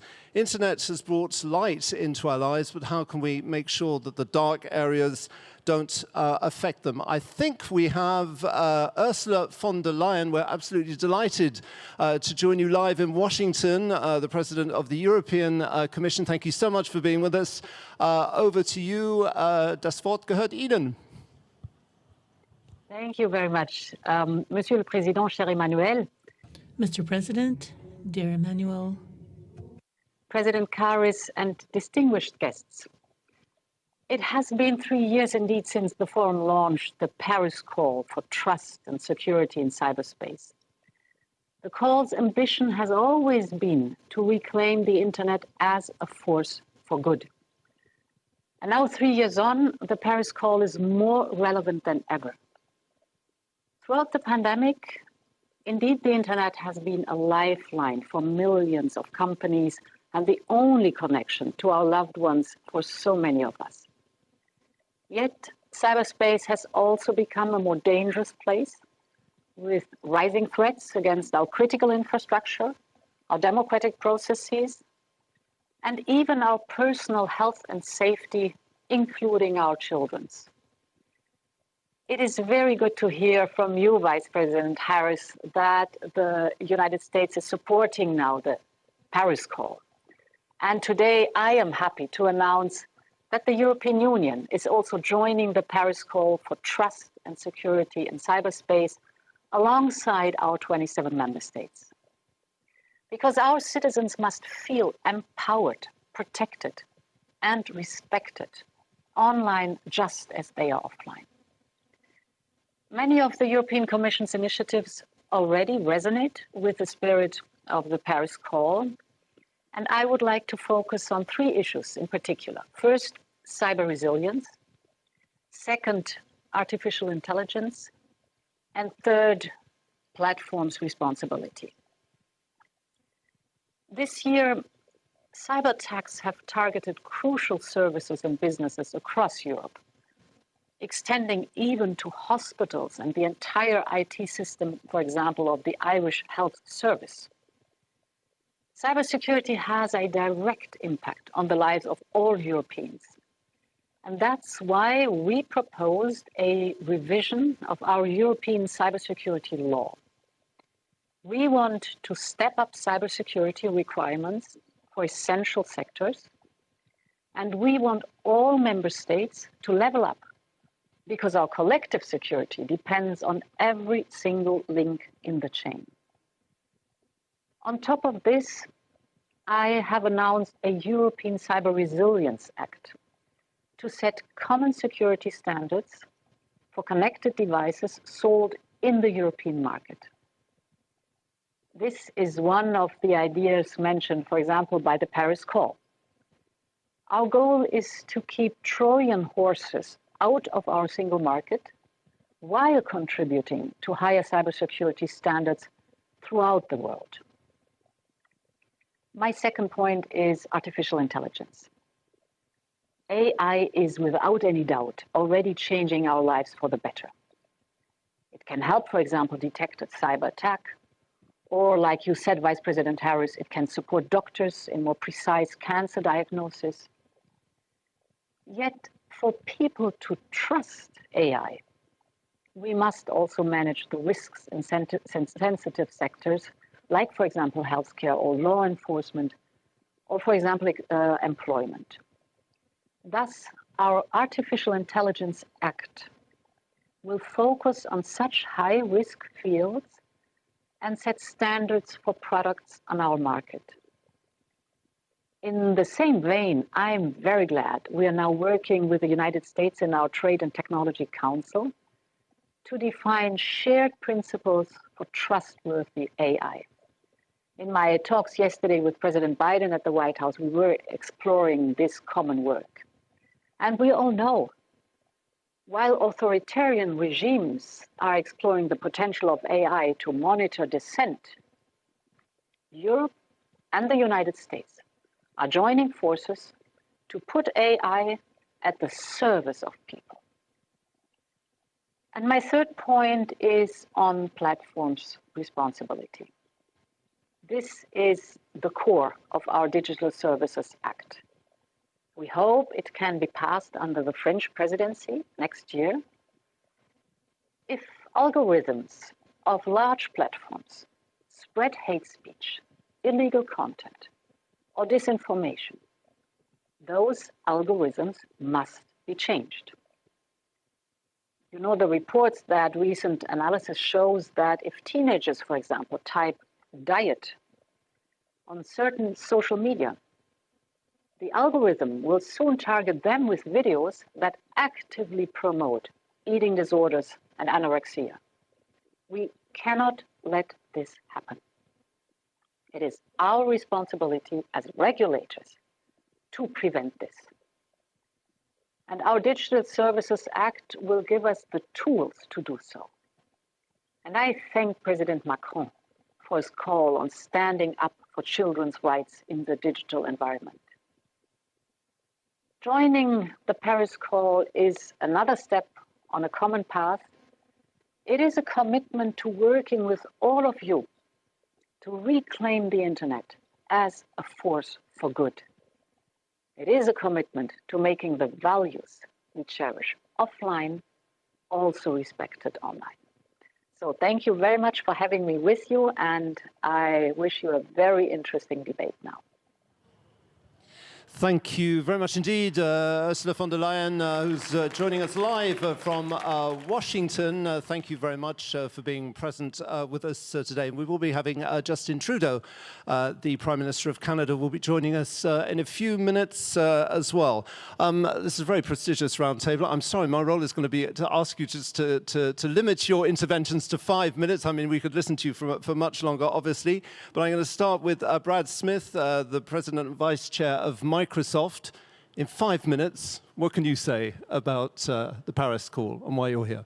Well, the first thing I'll say is anytime I see Prime Minister Trudeau on the screen waiting, I pledge I will speak for less than 5 minutes. But thank you all. I know it's been a long day. There have been many eloquent speeches, but I can't help but begin by saying thank you to President Macron. I will always remember the day in 2018 when you recognized that we can't solve the problems of the world unless we bring the world together. And you resolved that we would use the centennial of the armistice that marked the ending of a war that was supposed to end all wars to bring us together and work in new ways. One product of that was obviously the Paris Call. It has 9 principles, and the first 3 ensure that we protect our citizens and their safety, that we ensure the availability of the internet, and critically, that we protect against foreign attacks against our democracies itself. One of, I think, the existential challenges, especially with disinformation, for the times in which we live. Immediately, it became a galvanizing force for a coalition of the world's democracies. But I have to say, despite our enthusiasm at Microsoft for 3 years, for almost 1,100 days, as an American, I woke up each morning knowing that despite the strong and steadfast support of human rights advocates and business leaders and Republicans and Democrats in Congress alike in the United States, our country's signature was missing. Today, thanks to the leadership of President Biden and Vice President Harris, I can say as an American how excited I am that American support and leadership for multilateralism is back where it belongs, in the White House. Thank you, Vice President Harris. But President Macron, you this evening said something else. You said that the world not only needs multilateralism, but effective multilateralism. And as Prime Minister Ardern noted when she spoke, in the 21st century, effective multilateralism requires multi-stakeholderism. And that's what the Paris Call quickly became all about. It's a declaration that has now the signatories of not only 80 national governments, but 391 civil society organizations and 706 businesses and companies from around the world. And it's not just a document. It's not just a call. It has become a community that has organized working groups that are sharing best practices and taking steps to advance progress to better protect all of us, including, as I think President von der Leyen is right to point out, the deep obligations that we who are platform providers have to protect children and others online, not just by taking initiative ourselves, but standing up and supporting new initiatives by government like the Digital Safety Act that is being considered in Brussels. I think as we look forward, we have the opportunity to build each and every year by coming back to Paris, to use this not just as a place to talk and listen, as important as that is, but to galvanize action. And Vice President Harris, I just want to say, I think you put it so well. This is a place where every year we can come together and look at the problems of the world, stare them in the face, study them intently, and ask, why do these problems still exist? And then I think we can invoke the words of one other famous American politician, Robert F. Kennedy, who said that we need to look at the problems of the world and ask why, and then we need to dream of things that never were and ask why not. The Paris Peace Forum has become a place where we can not only dream of things that have never been, but we can come together and we can make them real. I and all of us at Microsoft are excited to be part of it. Thank you. Thank you very much indeed for those very inspiring words. I'm happy now to hand over to Joanna Shields, who's Multi-Stakeholder Experts Group, Plenary Chair and Steering Committee Co-Chair of the Global Partnership on Artificial Intelligence. I'm going to ask you to do the same. 5 minutes if you can, but over to you. Thank you, Alex. Your Excellencies, ladies and gentlemen, it's my absolute pleasure to join you here at the Paris Forum, representing the Global Partnership on AI. And I want to share with you the impressive results of our first year, which demonstrates the progress that can be achieved when leading experts, scientists, thinkers, and organizers come together to develop responsible and ethical AI that shapes a better collective future for all. We come together at a moment of profound technological acceleration, and I feel invigorated by the dialogue here this evening.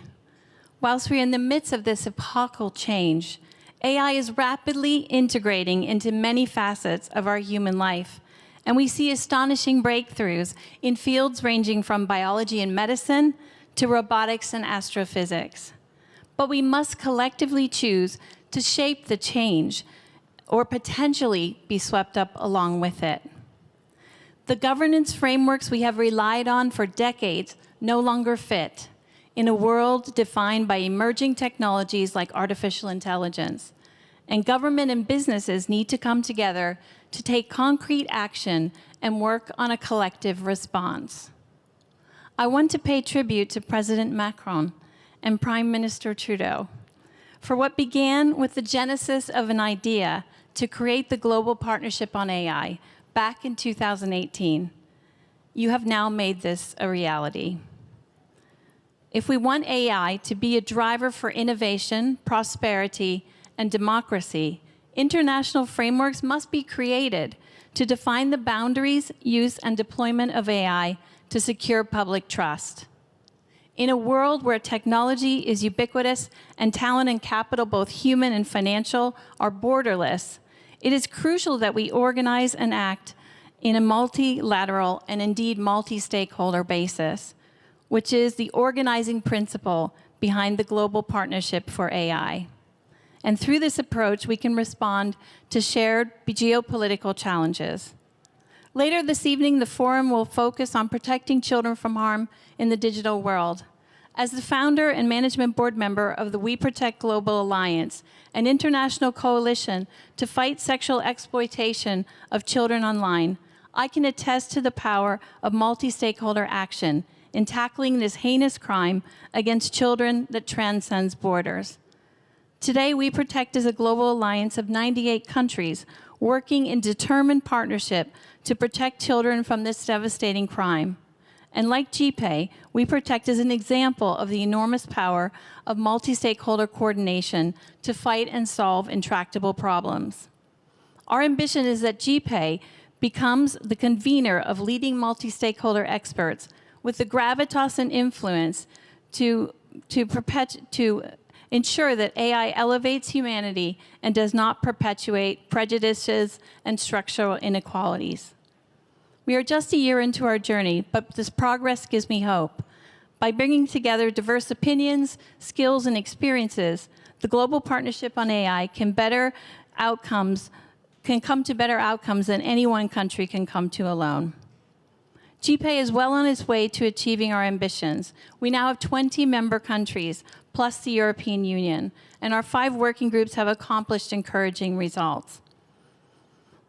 From promoting responsible AI to develop an adoption strategy for climate action biodiversity, to data governance supporting the creation of real-world data trusts, fostering the pandemic response by organizing international collaboration in opening biomedical data sets to support drug discovery, and helping SMEs and startups understand AI and intellectual property rights.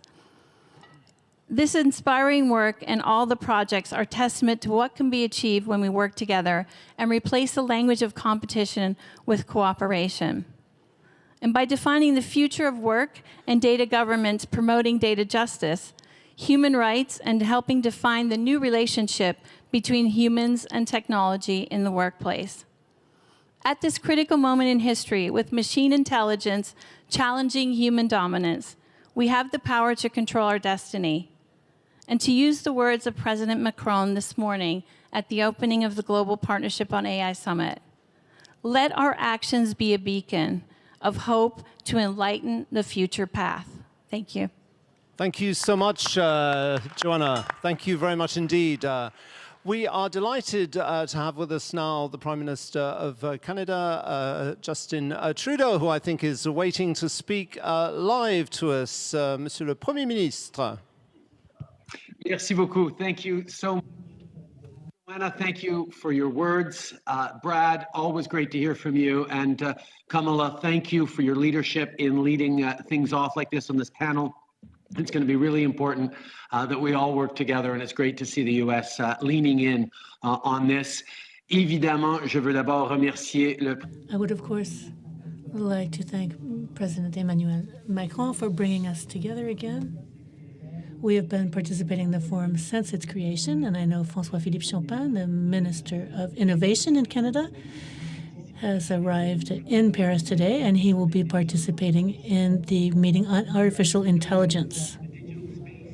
Incredible power for good. But from disinformation on vaccines to online extremism, we've also seen the threat it can pose to our democratic values, systems, and our citizens. We can't allow the benefits of the digital space to come at the expense of people's rights or safety. That means taking real action to protect our societies against polarization and radicalization while defending the rights of citizens online. This year, Canada served as chair of the Global Partnership on Artificial Intelligence. We focused on bringing together the international community to ensure AI respects rights and freedoms and doesn't harm democratic societies.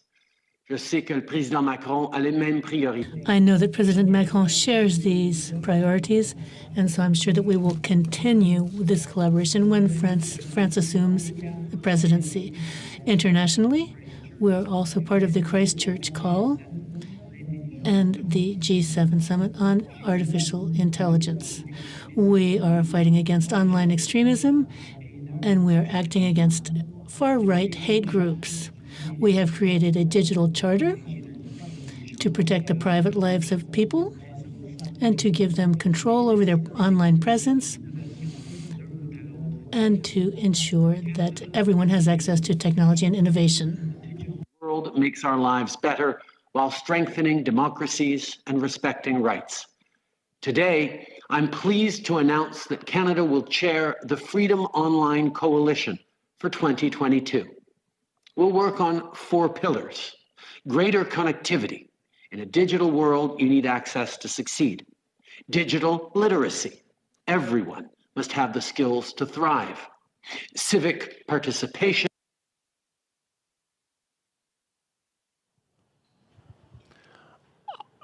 We seem to be stuck. Monsieur le Premier Ministre, nous vous avons perdu. I'm not sure if we can get back Justin Trudeau. No, he seems to have disappeared. Anyway, thank you very much indeed, Justin Trudeau. We can give him a round of applause. I hope he can hear us. Thank you. I'm sorry, it's just goes to show that he really is live and we're not showing you pre-recorded videos. Christophe Deloy, you're chair of the board, Forum on Information and Democracy and Secretary General of Reporters Without Borders, Reporters Sans Frontières. You're going to hate me, but I've just been told everybody is now reduced to 2 minutes because we've taken quite a lot of, we're quite late and there are official dinners afterwards. So in 2 minutes, what could you tell us about the Paris call? So quickly, Monsieur le Président, Madame la Vice-Présidente. President, Madam Vice President, we hope and we intend to do everything so that future generations will continue to benefit from everything that new technologies can offer. But the problem today is that the way the platforms and social media work are in fact a factor in the destruction of democracy. There are no longer democratic principles that organize the public space, but it's a commercial marketing logic, and sometimes it's predatory. Do we want to live in a system where the corruption of content is not only permitted but encouraged?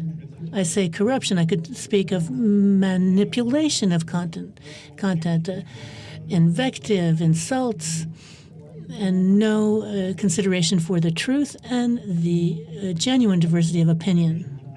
At the same time, dictatorships and authoritarian regimes take advantage of these technologies.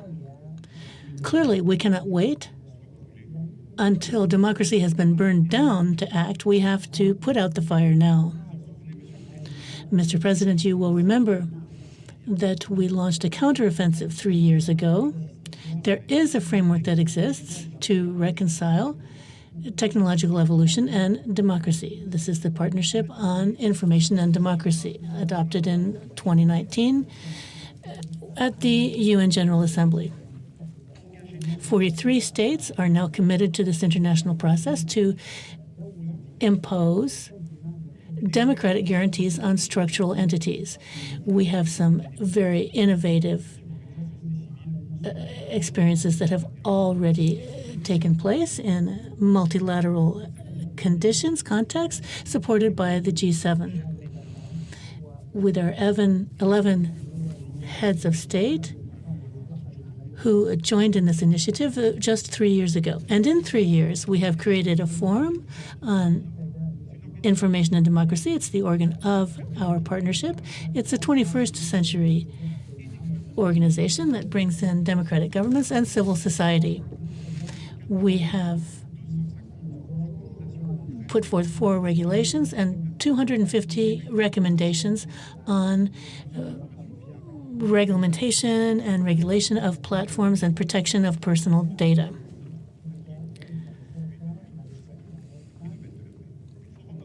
The forum also brought to the table a new deal for journalism with the engagement of all the stakeholders in favor of quality journalism. This new deal gave rise to an international system of referencing. It's a solution for marketing, which will encourage the visibility of media that follow the ethical rules of journalism. It's the Journalism Trust Initiative. This will change the way journalism operates. It is now operational and available. Digital platforms, advertisers, public and private lenders and donors are partners, and this will enable us to get out of the chaos of too much information that we live in. On 24 September in New York, we had the first forum on democracy and information, and I would like to thank the French Minister of Foreign Affairs for his determination. And at that time, we announced the creation of the International Observatory on media and journalism. It will be like the IPCC, but for journalism. Instead of looking at climate, it will be looking at journalism. So the forum, the observatory, the coalition of states, the coalition of civil society members, all of this gives us the possibility to create a democratic digital space. Engaging in this partnership protects the common goods, guarantees the conditions for democratic public debate in the 21st century, defends human rights, and enables us to keep control over technology and to put technology in the hands of people and democracy. And lastly, during the next meetings, including the Summit for Democracy that President Biden has announced, we will continue to build with the different bricks, the different elements that we have brought together. It's a big job. We're building something together, and we're moving forward quickly. Thank you very much. And thank you very much for your enthusiasm. I'm sorry that we had so little time. Joined online by Alonso, who's the director for the Center for Democracy and Technology, but above all on the advisory board of the Christchurch call, which you launched, I think, with Jacinda Ardern, the New Zealand Prime Minister. Can I ask you to keep to the 2 minutes? We're running a little bit late, but we're delighted to have you. Thank you very much. Over to you, Alonso. Merci, bonsoir, and I will do my best to keep it brief. Thank you very much for the opportunity to speak with you all today. I'm deeply honored to share the virtual dais with such distinguished speakers, and I regret that I cannot be there in person with you all. My name is Emma Alonso. I am a lawyer and a human rights advocate specializing in freedom of expression online. I direct the Free Expression Project at the Center of Democracy and Technology, a non-governmental human rights organization based in Washington, D.C. and in Brussels that has over 25 years of experience advocating for digital rights and the open internet. And I am also a member of the Christchurch Call Advisory Network, the Freedom Online Coalition Advisory Network, as well as other networks and coalitions aimed at protecting human rights while tackling difficult challenges in our online ecosystem. A common theme across all of these initiatives that I'm a part of and so many of the interventions today is the importance of multi-stakeholder work in this space. I won't belabor the point, but I will say that it is really crucial to understand that it is only with all of the different stakeholder perspectives at the table able to meaningfully contribute both to agenda setting and to policy development that we can work towards policy solutions to difficult problems in the online ecosystem that are both technically feasible and that protect and promote human rights. And we have really seen this demonstrated in the Christchurch call to action process. The original Christchurch call to action was launched with a call for action and enhanced cooperation among a wide range of stakeholders necessary to combat terrorist abuse of the internet. Much of the original deliberation around the call to action, however, was primarily between governments and companies, and civil society groups from around the world raised deep concerns about the lack of meaningful involvement from human rights advocates, technical experts, and especially those advocates who represent the communities most affected by terrorism and most affected by the consequences of counterterrorism policies. Fortunately, the government leaders of the Christchurch call, from the governments of New Zealand and of France in particular, heard these concerns and responded with a sincere and sustained effort to work with civil society and establish an advisory network to be integrated into the ongoing work of the call. The Civil Society Advisory Network now has regular meetings with representatives of the New Zealand and French governments. We are able to exchange ideas and perspectives on developments in the work to combat terrorist abuse of the internet, and have been engaged in the developing of the work plans for continuing to implement the important aims of the call. I think there is still much more that can be done within the structure of the Christchurch call. I would highlight in particular the need for more robust engagement with the various governmental signatories to the call. Many governments who are members of the Christchurch call have considered and adopted counterterrorism legislation in the past few years, but many of these legislative efforts have raised significant concerns for civil society, either for the threats that they may create for free expression online through the imposition of filtering requirements and short timeframes for content removal, for the risks that these legislation can pose to the privacy of individuals by requiring reporting of online activity to law enforcement or undermining people's ability to access and use strong end-to-end encrypted services, and concerns due to the potential for counterterrorism policies to stigmatize and to subject to disproportionate and unwarranted scrutiny the vulnerable and already marginalized groups and communities in our societies, many of whom are themselves the targets of terrorist activity. Such provisions are inconsistent with the commitments governments have made in the Christchurch call to act without compromising human rights and fundamental freedoms. So I would invite all signatories of the call, and indeed all participants here today, to understand that there is a resource available to them in the advisory network that stands ready to help them identify and avoid such human rights risks in their counterterrorism policies. And then briefly, I would just leave participants in this discussion today with a few lessons that we have learned from the Christchurch Call Advisory Network and other multi-stakeholder initiatives. First, meaningful engagement of civil society, technical experts, academics, and other stakeholders should be a component of initiatives from the very beginning. Further, it is easy to underestimate the sheer amount of time it can take to establish a workable multi-stakeholder venue, and governments and others are strongly encouraged to look to existing initiatives to continue the work on internet policy, rather than to proliferate venues and further avenues that attenuate the scarce time and material resources of civil society participants. And finally, the purpose of these initiatives must remain squarely focused on protecting and promoting human rights and preserving an open, interconnected internet that supports the enjoyment of human rights of all people around the world. The challenges that we face are not easy and do not have simple answers or technical quick fixes. But by working together, building on the important work that has already been done, making allowances for people who are still working remotely from home, and keeping human rights as the foundation of everything we do, I believe that we can achieve an open, accessible internet that empowers individuals and communities, provides robust online civic spaces, and supports healthy and thriving democracies around the world. Thank you. Thank you so much indeed, and thank you to all the members of our roundtables. Please feel free to go back and take your seats. Emma Laszlo, as you could see, was once again speaking live, as we found out, with her accompaniment. Thank you very much. I'm sorry to have asked you all to be very brief. We are running quite late, and you all have official dinners, so I've been asked to speed up the proceedings. We're about to set up the stage for our second roundtable. And I know this is a theme which interests particularly the President of the Republic, the protection of children. What can we do in a world where there is quite a lot of darkness online, the algorithms we were talking about before?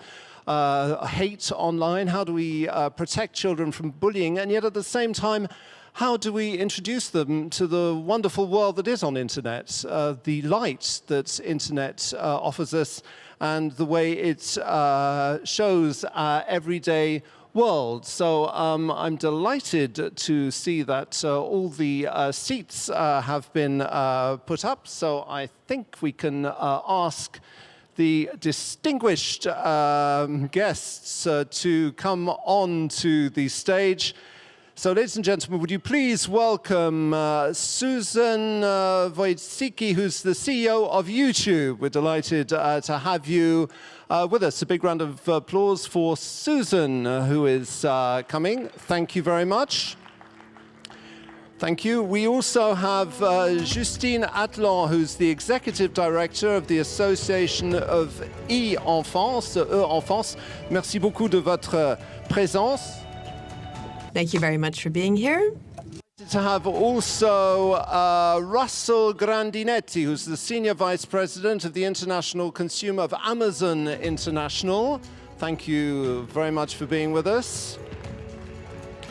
Also from the Executive Director of We Protect Global Alliance, Ian Drennan.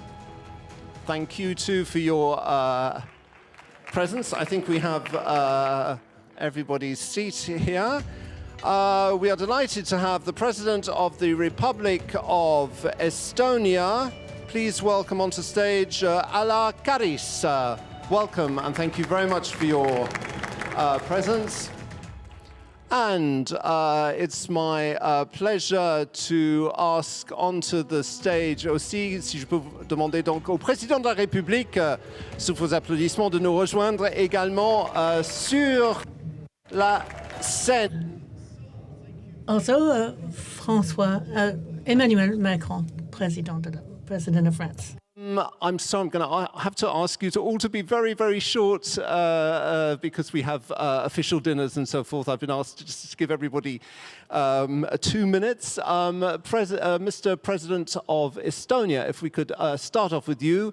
A few words, if you could, about, everybody knows, obviously, I've hosted so many tables about Estonia as a model of the digital world. What can you say about the protection of children? Thank you. Ladies and gentlemen, let me begin by commending France and President Macron for hosting this important and timely event. Digitalization entails not only a technological transformation, but more importantly, fundamentally changes how our societies operate. These changes entail immense opportunities, but also challenges to the lives we as Europeans led in the pre-digital era. And with that, new vulnerabilities. For example, cyber attacks, cyberbullying, fake news, and terrorist content online have shown us the new quality of evil. Thus, digitalization compels us to defend critical infrastructure and fundamental freedoms and children's rights in the digital domain, as well as to ensure data protection and adequate levels of cybersecurity investments.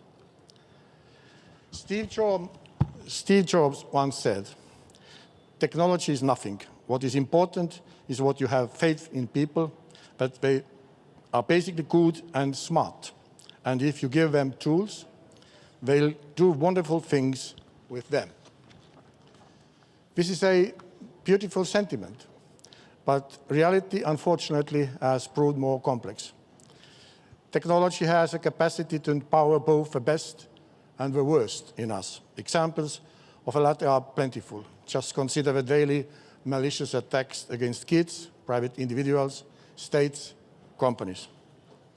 Clearly, good faith alone is not enough. Leadership matters. It is up to us to pave a way forward by writing the rules of the road for everyone to follow. From my perspective, the digital transformation hinges on 3 key elements: regulations, education, and connectivity. First, regulations. We must ensure that cyberspace is not a wild west, where one can carry out malicious attacks without consequences. We can establish accountability through responding to harmful incidents. Thus, we need to implement the existing norms and provisions of international law and improve respective regulations. Societies govern themselves with rules and regulations offline. The same should apply online. Human rights and rule of law do not simply cease to be when we turn on our laptops or smartphones. Second, education. We must enhance our digital resilience and our capacity to defend ourselves from cyber attacks and cybercrimes. On the one hand, it is a question of increasing investments into cybersecurity. On the other, it is about improving education. Education and innovation are Estonia's priorities in the Executive Board of the UN Children's Fund. The digital environment can expose children to harmful and violent content, manipulated information, and privacy breaches. Through education, we can improve the digital literacy of children from an early age. And third, connectivity. We must adopt a framework that binds together the various connectivity initiatives among democratic countries. Connectivity intersects the aforementioned elements and lies at the heart of a digital transformation. We can begin with a political and policy alignment so as to foster a rule-based, democratic and inclusive world where the use of the internet and digital technologies reinforce human rights, democracy, and the rule of law. Once again, we are very much welcome call to stand up for children's rights in the digital world. Initiatives like this strengthen the international rules-based order and help build a prosperous, secure, inclusive, and sustainable future. Thank you. Thank you very much indeed, Mr. President. Thank you. It's now my pleasure to hand over to the CEO of YouTube, Susan Wojcicki, for your 2 minutes. If you can talk about how you protect children, obviously a very important theme for you too. Yes. Good evening, bonsoir, President Macron and Vice President Harris and distinguished guests. I'm honored to be here tonight with all of you. Thank you, President Macron, for bringing us together to Paris Peace Forum on Armistice Day here in France and Veterans Day, as it's called in the US, to remind us about the importance of promoting peace and understanding. This is very important to me personally. My family history spans both sides of the Atlantic, with my family coming to the US due to conflict in Europe. Now, a key part of our mission at YouTube is to show everyone the world. Our goal is to make the world smaller and more connected with video. We offer a public video library that has a large amount of educational and entertainment content for free in all languages. For example, we have content about how to learn an instrument, cook a meal, learn a language, develop a new hobby, or research any topic and have a laugh, sometimes when we need it the most. And this set of diverse content comes from many small businesses called creators who have channels on YouTube, as well as established media companies with whom we share the majority of revenue. This is a priority that we will continue to invest in. Now, this is also my first international trip since COVID, and it was very important for me to be here because of the importance of child safety. I speak on this as a mother of 5, as well as the CEO of YouTube. And today, I am honored to commit to the Declaration of Children's Rights in the Digital Environment. Across YouTube, we have made responsibility our #1 priority, particularly when it comes with building safer experiences for kids and families. To make sure YouTube is a safe destination for kids of all ages and families, we have built a dedicated experience for kids under the age of 13 to experience safe, age-appropriate YouTube. We have also built tools for parents to decide the type of content that their children see and the amount of time that they spend on YouTube. We consult with many child experts to make sure we have implemented best practices and stay ahead of the trends. We have also partnered with e-Enfance to promote healthy digital habits, who we'll hear from later at this event. And we run programs such as Be Internet Awesome in France, called Super Héros du Net, to help kids learn digital literacy and digital literacy skills. And we have trained over 34 million users in dozens of languages since its launch. So, Mr. President, I am so grateful for your leadership on this important topic, and thank you so much for inviting me here to Paris. Thank you. Thank you so much for that important announcement. Thank you very much indeed. Justement, on se retourne vers Justine Atlan. So now, Justine Atlan. En France, vous allez parler en français, j'imagine. You're going to try to speak English. Badly English. I apologize for this, but they asked me to speak in English, so I will try to speak in English. But first, merci, Monsieur le Président. Thank you, President. Thank you for your commitment to this cause, your personal commitment. I know that you're very touched by it, and I think that today we need strong political action at very high level to make things progress more quickly. Very short time, so I will be short. So for me, as a professional for 15 years now about child safety online, for me, two major issues appears now. First, at the European level, a lack of harmonization on the GDPR concerning the age limit to collect child data.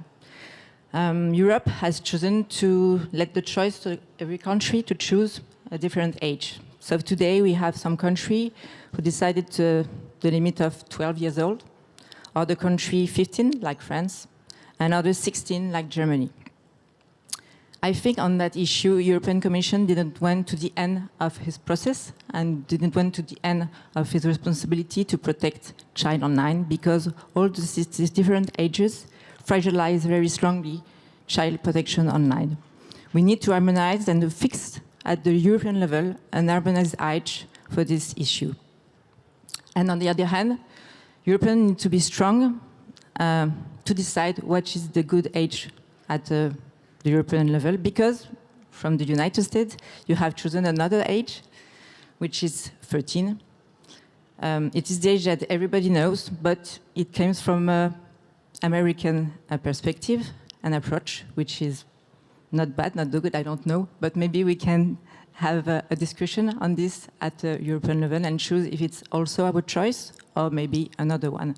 And this have never been discussed, and I think it's really a great issue. And today, in fact, neither parents or teenagers understand nothing about the ages, 13, 15, 18, pornography for 18, collect data for 15, social media for 13. It's really incomprehensible, and it's very difficult for them to find what is the good issue. And at another level, for me, the age verification is really the key. Because we talk about ages, but how do we know which is the age of the children which is on the other side of the screen? We are not able today to know that. And so we can build a lot of tools. We can build a lot of programs. We can build a lot of functionality to protect them. But in fact, all those functionality are useless because children lie about their age. They never said online that they are children. Most of them say they are adults. So most of the things we do never encounter the one we need to, which is the children. So for me, really, this is the big issue, because for 15 years now, it shows that it doesn't work. We are still looking for the solution. And so that's why I think we all need to really work together on those two issues, which is, in fact, the same, the age. How we can recognize very precisely and be sure that there is a children on the other side, and so we can protect him or her that we need to do. So that's why I think today is very important to be all together, because I think you said a word very true, Mr. President, that nous sommes habitués à l'inefficacité. We're used to inefficiency. And yes, that really spoke to me, because on these topics, for 15 years, we haven't been doing much, and it's not a fatality. Thank you very much, Justine Atlan, for your important words.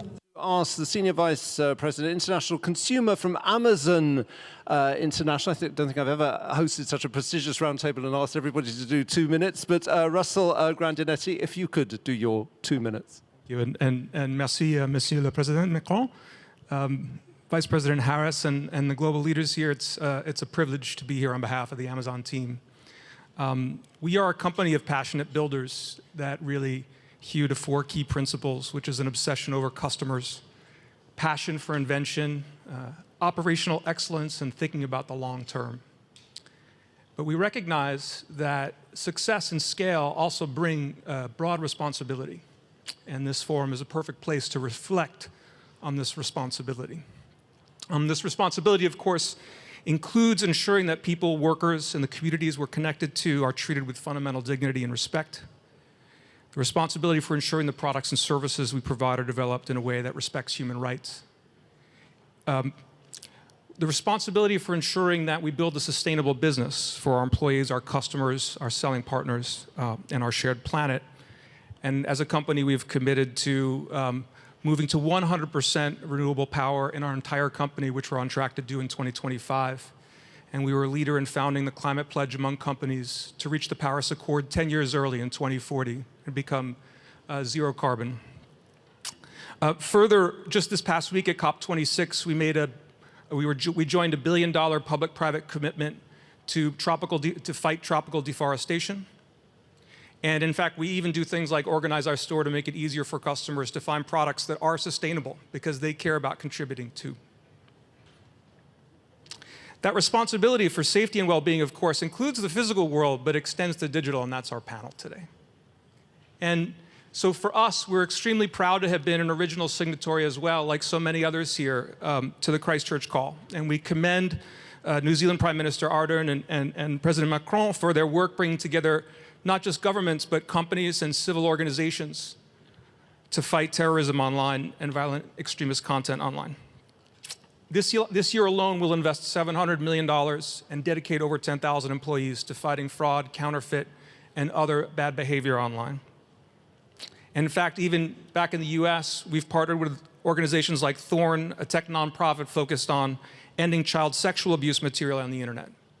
And we're actually a proud member of the We Protect Global Alliance. And so we bring this responsibility to the products and services we create.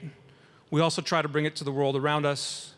And so that's why today, in this context, I'm particularly pleased to be joining President Macron and the other companies here and the civil society groups represented to sign on to this memorandum of standing up for children's rights in the digital environment, which reflects our shared goals for keeping children safe online. Thank you very much for having me. Thank you very much indeed, Russell Grandinetti. And you mentioned We Protect Global Alliance. We're delighted to have the Executive Director, Ian Drennan. Would you like to make a few comments why these issues are so important to you? Thank you so much. And as a representative of a global alliance to bring an end to child sexual abuse and exploitation online, one of the most heinous risks that the children face online, it is an inspiration to me, both as a representative of We Protect Global Alliance and as a father of 2 little girls, to see governments, to see companies, to see civil society come together and stand up for the rights of children in the digital environment. It is absolutely outstanding to see that. And we know, we just put out a global threat assessment last month, and we know that the challenges facing children online, the risks facing children online, are more complex and more severe than they have ever been. And COVID-19 has exacerbated that. This is the right time to stand up for children. This is a global problem that demands a global solution. You could have a criminal sitting in France. He could be using a platform headquartered in the United States, and he could be looking to groom and abuse a child in Estonia. We have no choice but to come together and fight this problem. but we cannot wait until the problem happens before we take action.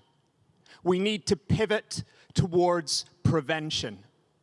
And to do that, we will be bringing together our alliance on the 3rd and 4th of March in Brussels under the presidency of the French government and in partnership with the European Union, bringing our alliance together to try and drive greater action and greater innovation. And we welcome the commitments of our members and we invite more to join us. Now is the time for action. Now is the time for a true multilateral stand. Thank you very much. Thank you very much indeed. Ian Drennan, Monsieur le Président, vous avez senti l'angle.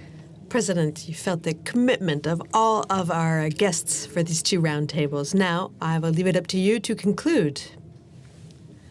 Thank you, Alex. Probably you had the worst job of the afternoon. I'm sorry for that. Je fais ce que je peux. I do what I can.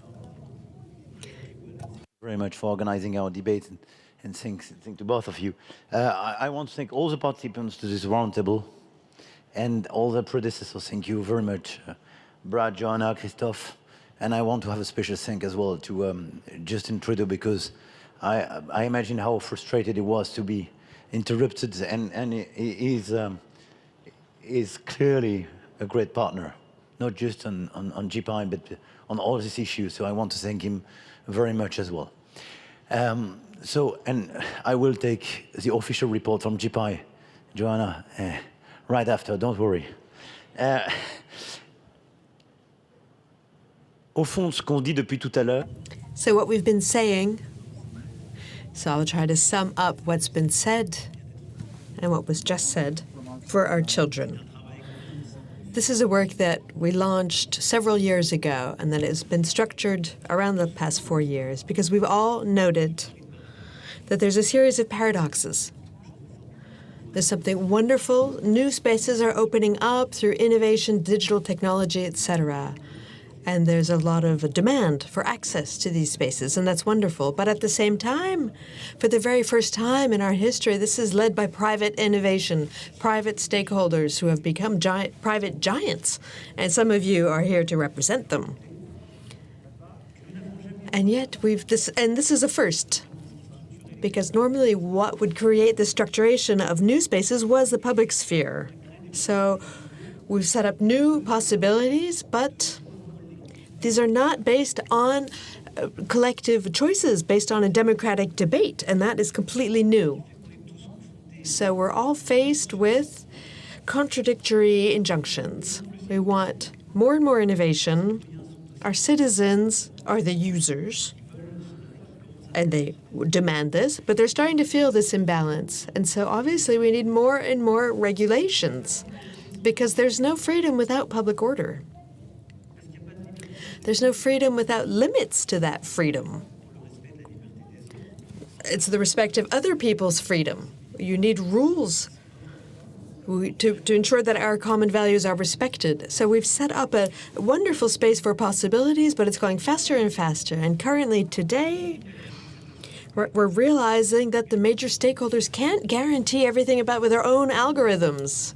We're realizing that indeed, those people are using these loopholes for the very worst in terms of terrorism or violence to our children.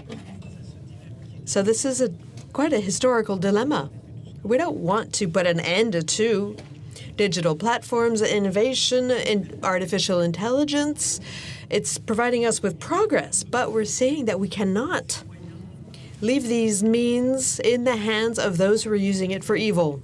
So we need to build something new. The approach that we've adopted, which is right in keeping with the Paris Peace Forum, and you've all said this very well, Brad said this very well, we need multi-stakeholders. Because we've realized that we had people, well, the states must be involved.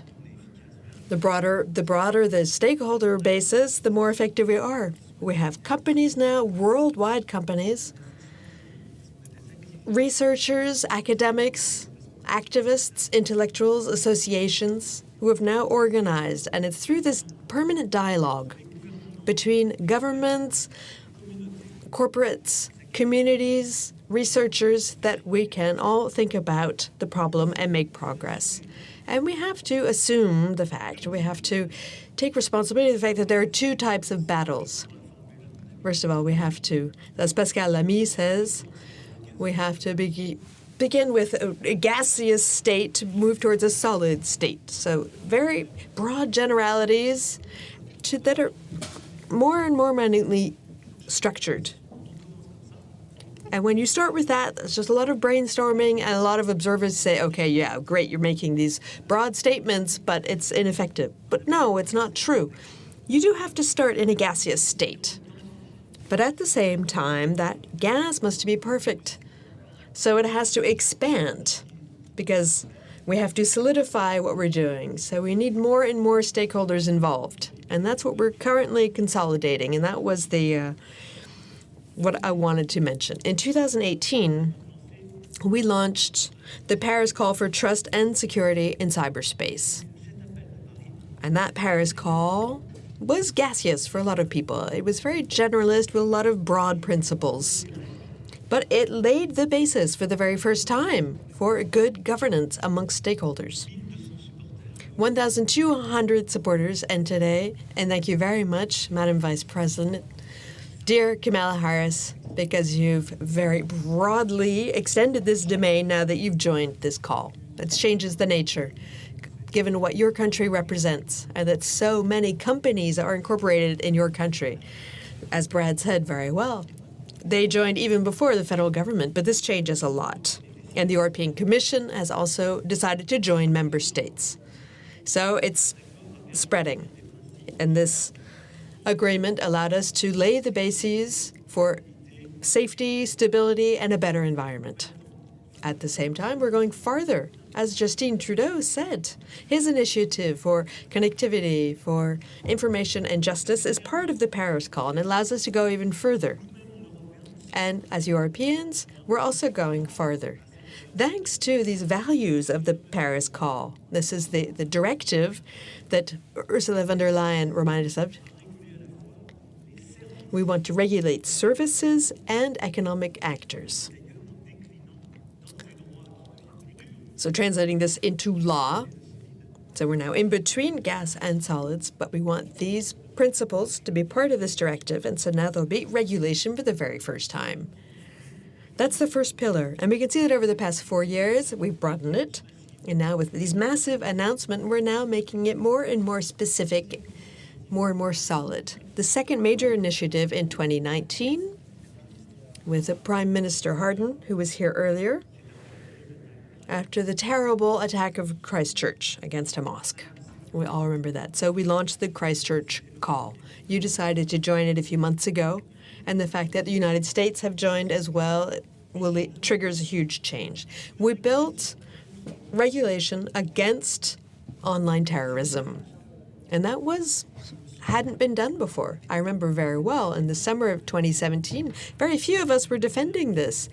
We were with, after the terrorist attacks in London, there were a few Europeans, but nobody followed us. In 2019, there was the Christchurch Call, and there we were followed. We obtained true commitment from industry, so the golden hour, so that all terrorist content would be removed within an hour. And industry is playing along. Sometimes in Paris, when we were under attack, some of the networks removed the content, even before regulators saw it. So what we did is effective with the Christchurch appeal in 2019. And this has also made it possible to vote European law at the end of 2020 that inscribed the golden hour in European law. So we're making progress. We all know what the challenges are. So between the Paris Call and the Christchurch Call, we have to go further and faster in fighting against hate content online. And we have to forbid it much more effectively. Anti-Semitism, racism, xenophobia, etc. And that's part of our calls. And this will also be in the DDAC directive from the European Union. And we will be working very closely with the United States. The third major initiative was the Global Partnership for Artificial Intelligence, GPI. In 2019, within the G7, it's a shared platform between Canada and France. Justin mentioned this earlier, Joanna as well. And for me, this is huge progress because we will be able to set up the ethical and technological basis with academics, independent partners who are thinking about artificial intelligence at the service of the planet. And it's the same thing as the IPCC for the climate. We're making progress on the climate because we have independent researchers from around the world who tell us what's happening. So we can't say they're being manipulated. And that's what GPI is. Artificial intelligence is a huge revolution. It's revolutionizing medicine, data management. And so we need a neutral third party with the world experts to tell us what to do. So this report that's published today, the expert report, and thank you very much, Mr. Champagne, who is here on behalf of Justin Trudeau. So now we have reports. This is something solid. We announced it in 2019, and now we're making progress. The same year, the fourth initiative, 2019, it was the Partnership for Information and Democracy, as Christophe was saying, with Reporters Without Borders, to truly promote a framework for democratic and transparent information that corresponds to our values online. To say, this is information, this is not. Things look the same, but they're not necessarily the same. This is propaganda, and it's not a democratic regime. They're trying to look like us. Yesterday, with Vice President Kamala Harris, we are building our antibodies to disinformation. That's what that partnership is. And with what has been done over the past 2 years, the forum, the observatory, best practices, we're now between gas and liquid. Now, on information and democracy, we have to tighten our regulations to say that these practices are not conform with what we defined. So we've really made huge progress, and I think we should measure this collectively. It's unprecedented, and this fight is unprecedented. And we're now adding a fifth pillar today, a fifth arrow to all of these initiatives, thanks to what you've prepared and what we're doing together, and all the work to protect children. We've been fighting a lot in our countries against bullying at school, bullying online, and also what our children experience and the violence that they have to face, pedocriminality. All the people here are highly committed to this problem, but we realized, just like for the rest, even though we're fighting against bullying at school, life starts before 9 in the morning and goes on after 5 p.m. And if you don't look to regulate online content, suffering, bullying can continue. Disinformation, learning love and the respect of life through pornography. Without guidance, all of this falls apart. And it becomes an environment for bullying or for diseducation. So we need to put these affairs in order. And you said this very well, President. So it comes with access and regulation of education. If we want to succeed this work to protect our children, we have to improve access of all children to digital technology, because this allows them to learn. And there's a terrible inequality in the digital domain, because some had screens with content when they were out of school and others didn't. In some of our poorest neighborhoods in France, this was also a problem. Children had no access to education. So we have to enable our children to learn, but to learn the right contents. We also have to regulate those contents. And the authorization to say that a child who's 8, 10, 15, and yes, you described one of the challenges, which is to harmonize the age limits. These children didn't learn the same things, and they can't just be exposed to contents without any regulation. So an opportunity to learn is terrible. It becomes an instrument for predators. to learn the world backwards with the most horrible side effects if we don't put this regulation in place. And then we have to educate. In our educational systems, we have to teach our children to use social networks. And this is why our 5 arrow is this call for action for the rights of children in cyberspace that we're signing today. That we worked on with UNICEF, my thank, that was signed with several member states, several organizations, several platforms. Thank you very much for your commitment. And this appeal is the very first step. We now have to convince more and more states, governments, corporations, colleagues to go even further. And I think that the Summit for Democracy will be an important step here. We have to push with our American friends. So what commitments should we be making? First of all, this appeal should lead all of us to defining the rights of children in cyberspace. Yes, we need to harmonize the rules, standards at European and world level to define rules and rights for all children. So the commitments of the major platforms and companies and governments. And also we need true regulators and true means for inspecting that these rules are respected. A lot of people said yesterday, a lot of wonderful intellectuals who were there with us are saying, well, sometimes the rules you create are very good, but then their implementation and their enforcement is very difficult, and you're not always up to scratch. And it's true, for children, we can't wait. So on that topic, I think we also have to do more.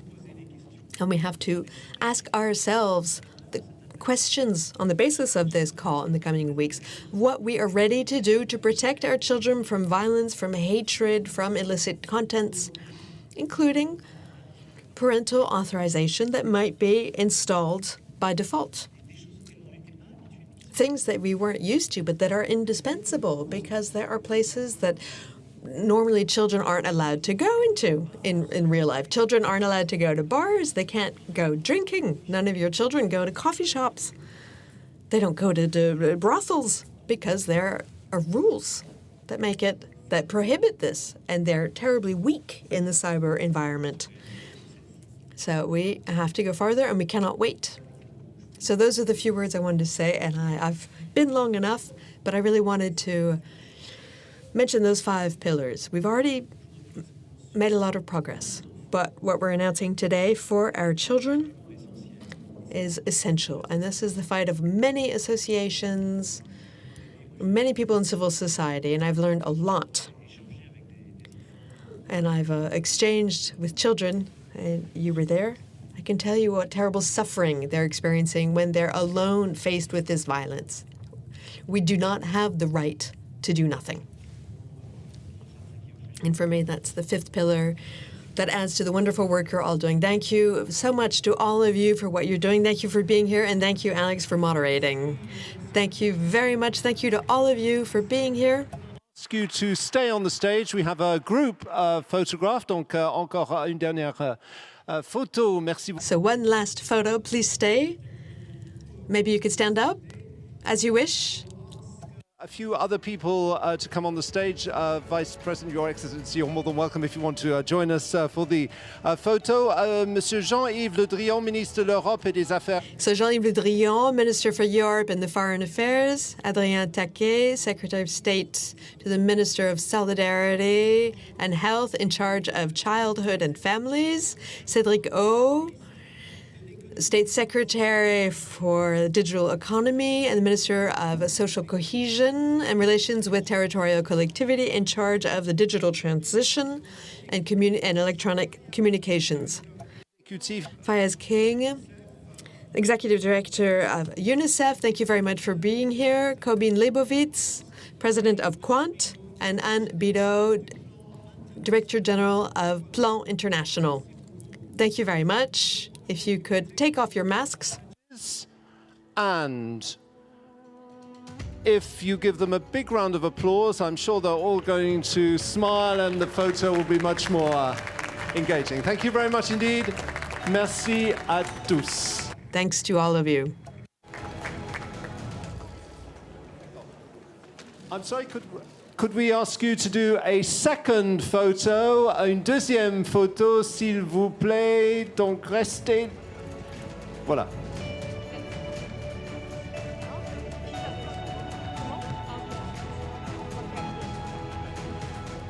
If I could ask you to stay in place for a second photo. Donc, si je peux vous demander de regagner vos places pour une deuxième photo. Voilà, je crois que nous sommes prêts. I think we're ready. Okay. One last round of applause. Much indeed.